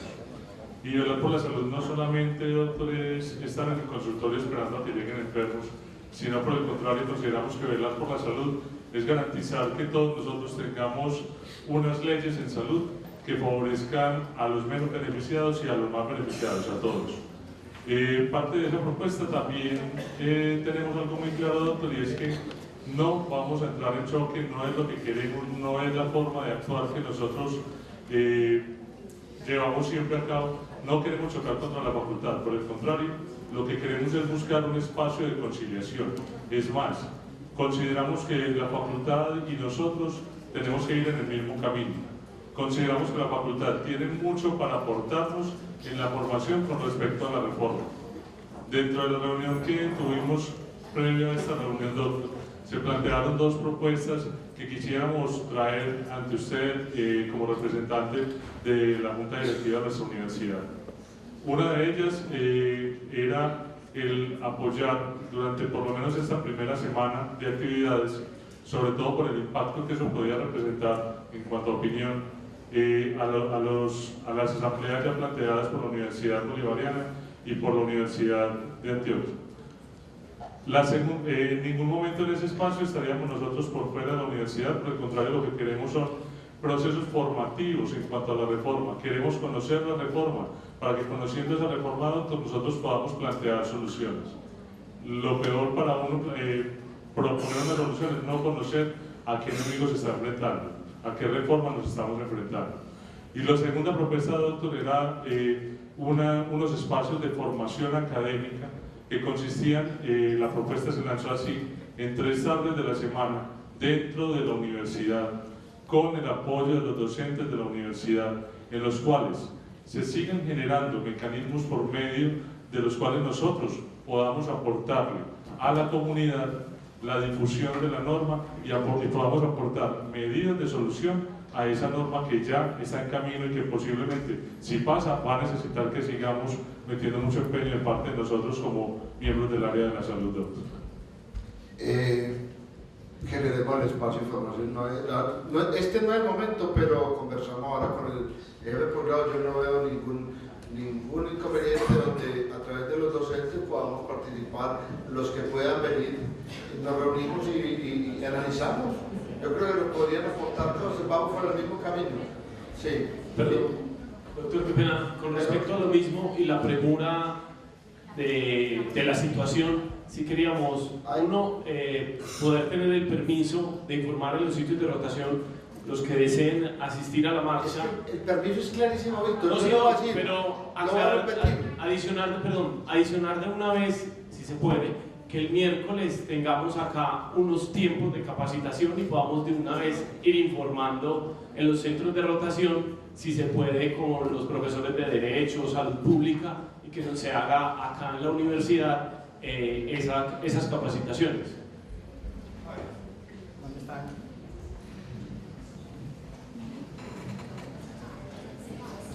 El permiso para la marcha se envió a los campos de práctica y a ustedes, a cada uno les mandó la posición de la universidad. Pueden ir a la marcha, pueden llevar eso a sus campos de práctica. Si no lo han visto, los docentes, donde está claramente especificada la posición de la facultad, no hay problema. Para hacer el miércoles tenemos que contar con los docentes y con abogados. Yo trataría de conseguir un abogado de la universidad, de pronto algunos docentes con el decano que sabe quién puede saber la ley, quién manda que y hacemos una reunión con ustedes el miércoles en la tarde, no hay ningún problema. Lo otro que decían ahorita, lo de la asamblea permanente, no pueden abandonar los campos de práctica. Ustedes dependen de los campos de práctica. Como decía el decano al principio de la reunión, ya nos han escrito de algunos campos de práctica, no así los nombres, preguntarnos si los residentes van a ir o no. Hoy llegó una carta diciendo que si los residentes no se presentaban a votar, se suponía que no iban a votar ese mes en el campo de práctica. Los perjudicados finalmente van a ser ustedes, porque se van a atrasar en el tiempo y no vamos a tener donde ponerlos a votar después. Entonces hay que cuidar también la casa. Tenemos que cuidar nuestros campos de práctica, porque los campos de práctica dependen o no de la presencia de los residentes. Entonces preguemos a hacer lo menos traumático posible. A la marcha ya mandamos el comunicado y pueden ir todos, no hay ningún problema. Comunicándose con su docente directo, porque si no el docente lo va a calificar mal. Entonces le dice, doctor, aquí mando el CES, la posición de la universidad que podemos ir a la marcha, ya lo deja ahí. Perfecto, no hay ningún problema. Y la idea es que se formen también. Pero si lo que estamos buscando es impactar por fuera de la universidad, yo creo que esas reuniones académicas para ustedes van a formarlos a ustedes en cuanto a la ley, pero no vamos a lograr un impacto por fuera. Entonces, lo que decían ahorita al principio, de hacer una carta con una firma, ya es hora de hacerlo. Háganlo ustedes, que la presidencia de la República recibe correos, el ministro de Educación recibe correos, que se manda un correo abierto firmado por todos ustedes exponiendo sus posiciones. Hagan algo más efectivo, que realmente impacte por fuera de la universidad. Doctor, algo efectivo es eso, desde esta pues la carta, no, pues como dice uno, es que uno está muy amado la carta y las firmas, todo ya se está llevando a cabo, no estamos quedados, estamos esperando aval de la universidad para que nos dejen a nosotros como residentes no solo continuar nuestra residencia, sino unirnos a esta fuerza que hay, este empeño que hay de grupo, y nosotros trajimos hoy las propuestas que yo dije que íbamos a hacer después, ya se las mencionó Tater, porque, no, es eso, porque uno tiene que aprovechar estos espacios como que estamos todos, que ve que en realidad no son 5 que se reunieron, sino que ve que somos todos, doctor Posada y doctor Osorio, entonces la cosa ya se están llevando a cabo. Nosotros queremos esos lugares, no tuvimos hoy, pues las propuestas salieron de 1 hora y media que nos pudimos reunir nosotros, no hemos tenido el tiempo. Recuerden que estamos en un momento político, aprovechenlo. Es algo que sea, lo que yo les decía ahorita, que sea pronto, y no solo pronto y no continuo, porque no sé ustedes desde cuándo se enteraron de todo esto que ha estado pasando, y nos dice el doctor pues, de creatividad, en 2 horas eso fue lo más creativo que pudimos tener. ¿Qué otras opciones nosotros queremos que ustedes ya han pasado por todo lo que nosotros hemos pasado? Ustedes tienen la experiencia que nosotros no tenemos y los argumentos que nosotros no podemos tener en este momento. Por eso le pedimos, si mañana es solo la marcha, necesitamos desde antes, desde la semana pasada, desde ayer, desde hoy por la mañana, tener la reunión con el abogado, porque hasta ahora creo que vamos a ver cuándo cuadramos eso, sino que ya nosotros estamos cogidos. A ver, yo creo que es muy importante que estamos hablando el mismo idioma. Ustedes tienen una inquietud que es una forma de expresar lo que piensan. La única forma en que se tumbó la reforma de la educación en Colombia fue por las presiones de las diferentes instancias. En este momento hay presiones de todas partes, hay presiones de las universidades, de la SCUFAME, del Colegio Médico, todas las sociedades científicas ya se unieron, o sea, de la MIR, o sea, yo creo que esas son las cosas que van a llevar a que esto se dé, a que se logre por lo menos impactar y decir, no, no es tan fácil hacer la reforma porque tenemos un grupo muy grande que está en contra de eso. ¿Cómo? Escribiendo, hablando, expresando lo que están diciendo, no haciendo un paro, eso es lo que queremos nosotros. Nosotros estamos de acuerdo con ustedes 100% en que hay que meterle todo para que esto se dé, pero por las medidas habituales y normales. O sea, que yo creo que hay una presión grande ya en el gobierno en contra de la reforma. Que salga o no salga, eso no podemos adivinar el futuro. Y si acaso llega a salir, eso se demora todavía 2 o 3 años para que lo reglamenten. Y en ese tiempo de la reglamentación también hay forma de hablar y de pelear y de discutir. Entonces, creo que lo están haciendo bien. Creo que hay que hacerlo y que hay que trabajar con esto. Tienen el apoyo de la universidad, como les dijimos desde el viernes. Si necesitan por grupo, yo no voy a decir, todos los residentes no se pueden salir de los campos de práctica, porque son muchos, son 300 y pico. Entonces ustedes van a decir, vea, vamos a nombrar 5 que van a ir a las reuniones del comité de la misma, hay problema. Se habla con los campos de práctica y se logra que se dé eso. Y si pueden intercambiar unos con otros, es menos traumático. Lo que queremos es que no podemos ir como facultad contra el reglamento de la universidad.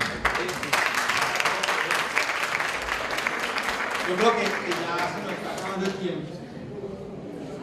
Hagamos en 10 minutos 3 intervenciones. Allá hay 1, 2 y 3. ¿Listo? Entonces arranquemos allá con la número 1. Solo una pregunta. Tenemos maestría en salud pública y tenemos una facultad de Derecho. ¿Cuál ha sido la posición o cuál ha sido el aporte de estas dos que son personas o facultades que tienen? Si quieren le mandamos las 30 propuestas que hemos hecho como facultad para que ya compartamos. El aporte lo hemos entregado al Senado de la República, Comisión Séptima, el aporte lo hemos entregado en los diferentes foros desde la universidad. El aporte va a ser grande, e insisto porque yo sé el fondo de esto, sé el fondo. El aporte es que un residente es residente. Aporte, por favor, no nos dejen estratificar los residentes. Es una petición que les hago porque a veces yo me siento solo como decano de una facultad de medicina privada haciendo una defensa que ustedes posiblemente en el fondo no entienden el porqué. No, y también en los medios de comunicación se ha hecho varios pronunciamientos de la... Entonces, pues una pregunta, ¿qué posibilidad hay de que a nosotros, primero, ese grupo que es especialista nos informe y nos presente esas propuestas y también nos enseñe qué mecanismos podemos utilizar? Sí, hablamos. Toda la posibilidad, toda. Eso lo hablamos ahorita. Muy bien. La segunda era... Hola, buenas tardes. Doctores, yo sé que probablemente muchos no me conocen, pero yo soy residente de la universidad pública que se llama la Universidad de Antioquia. Nosotros como residentes de la universidad pública también nos gusta deshacer como esas fronteras y eso fue lo que quisimos hacer el día que nos reunimos.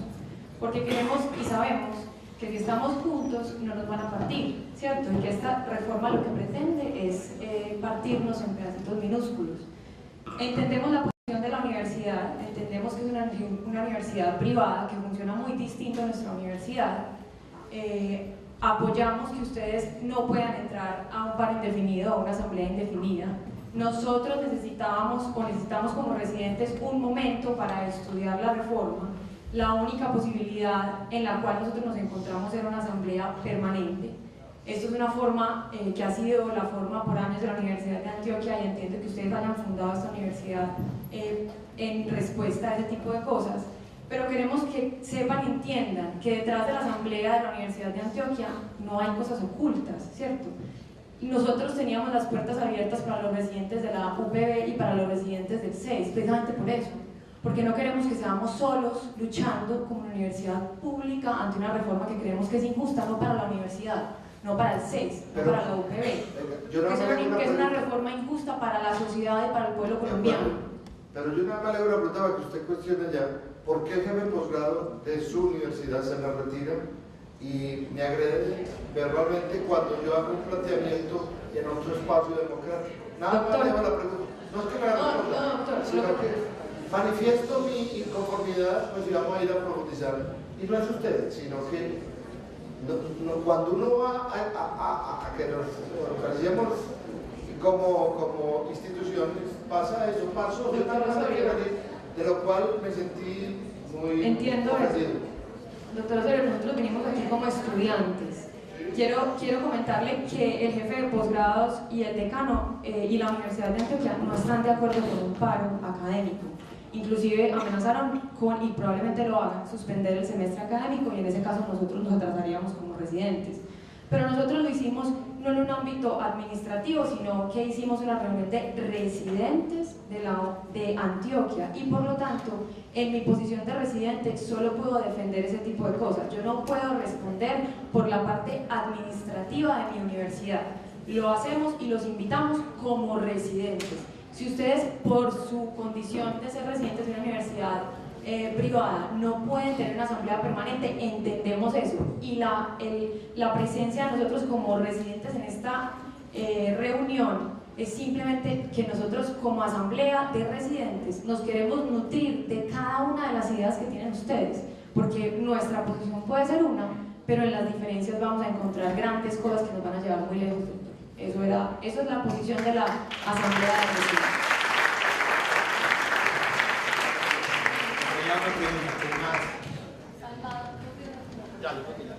Esta es la última intervención, entonces ya por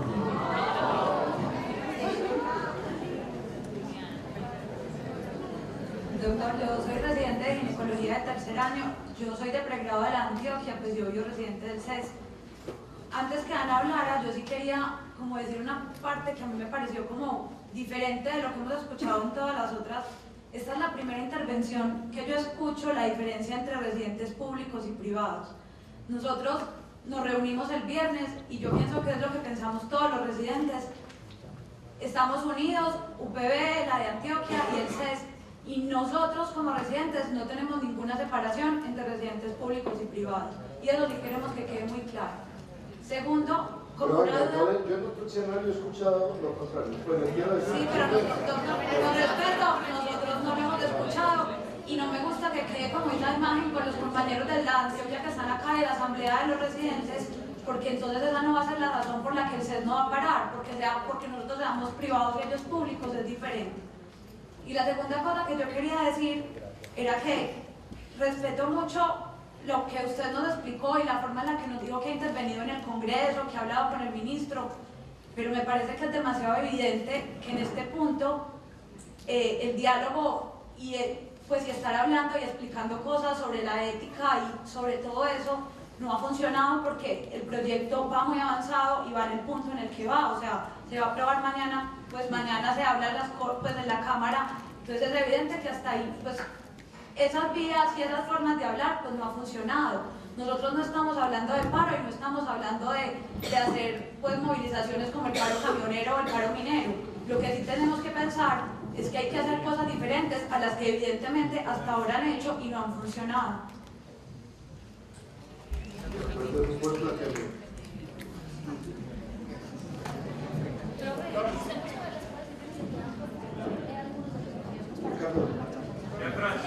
Bueno, yo creo que ya por tiempo hemos terminado la reunión, ya estamos como dando vueltas en el mismo punto, entonces por favor algunos de los internos se pueden quedar para coordinar lo de la marcha de mañana.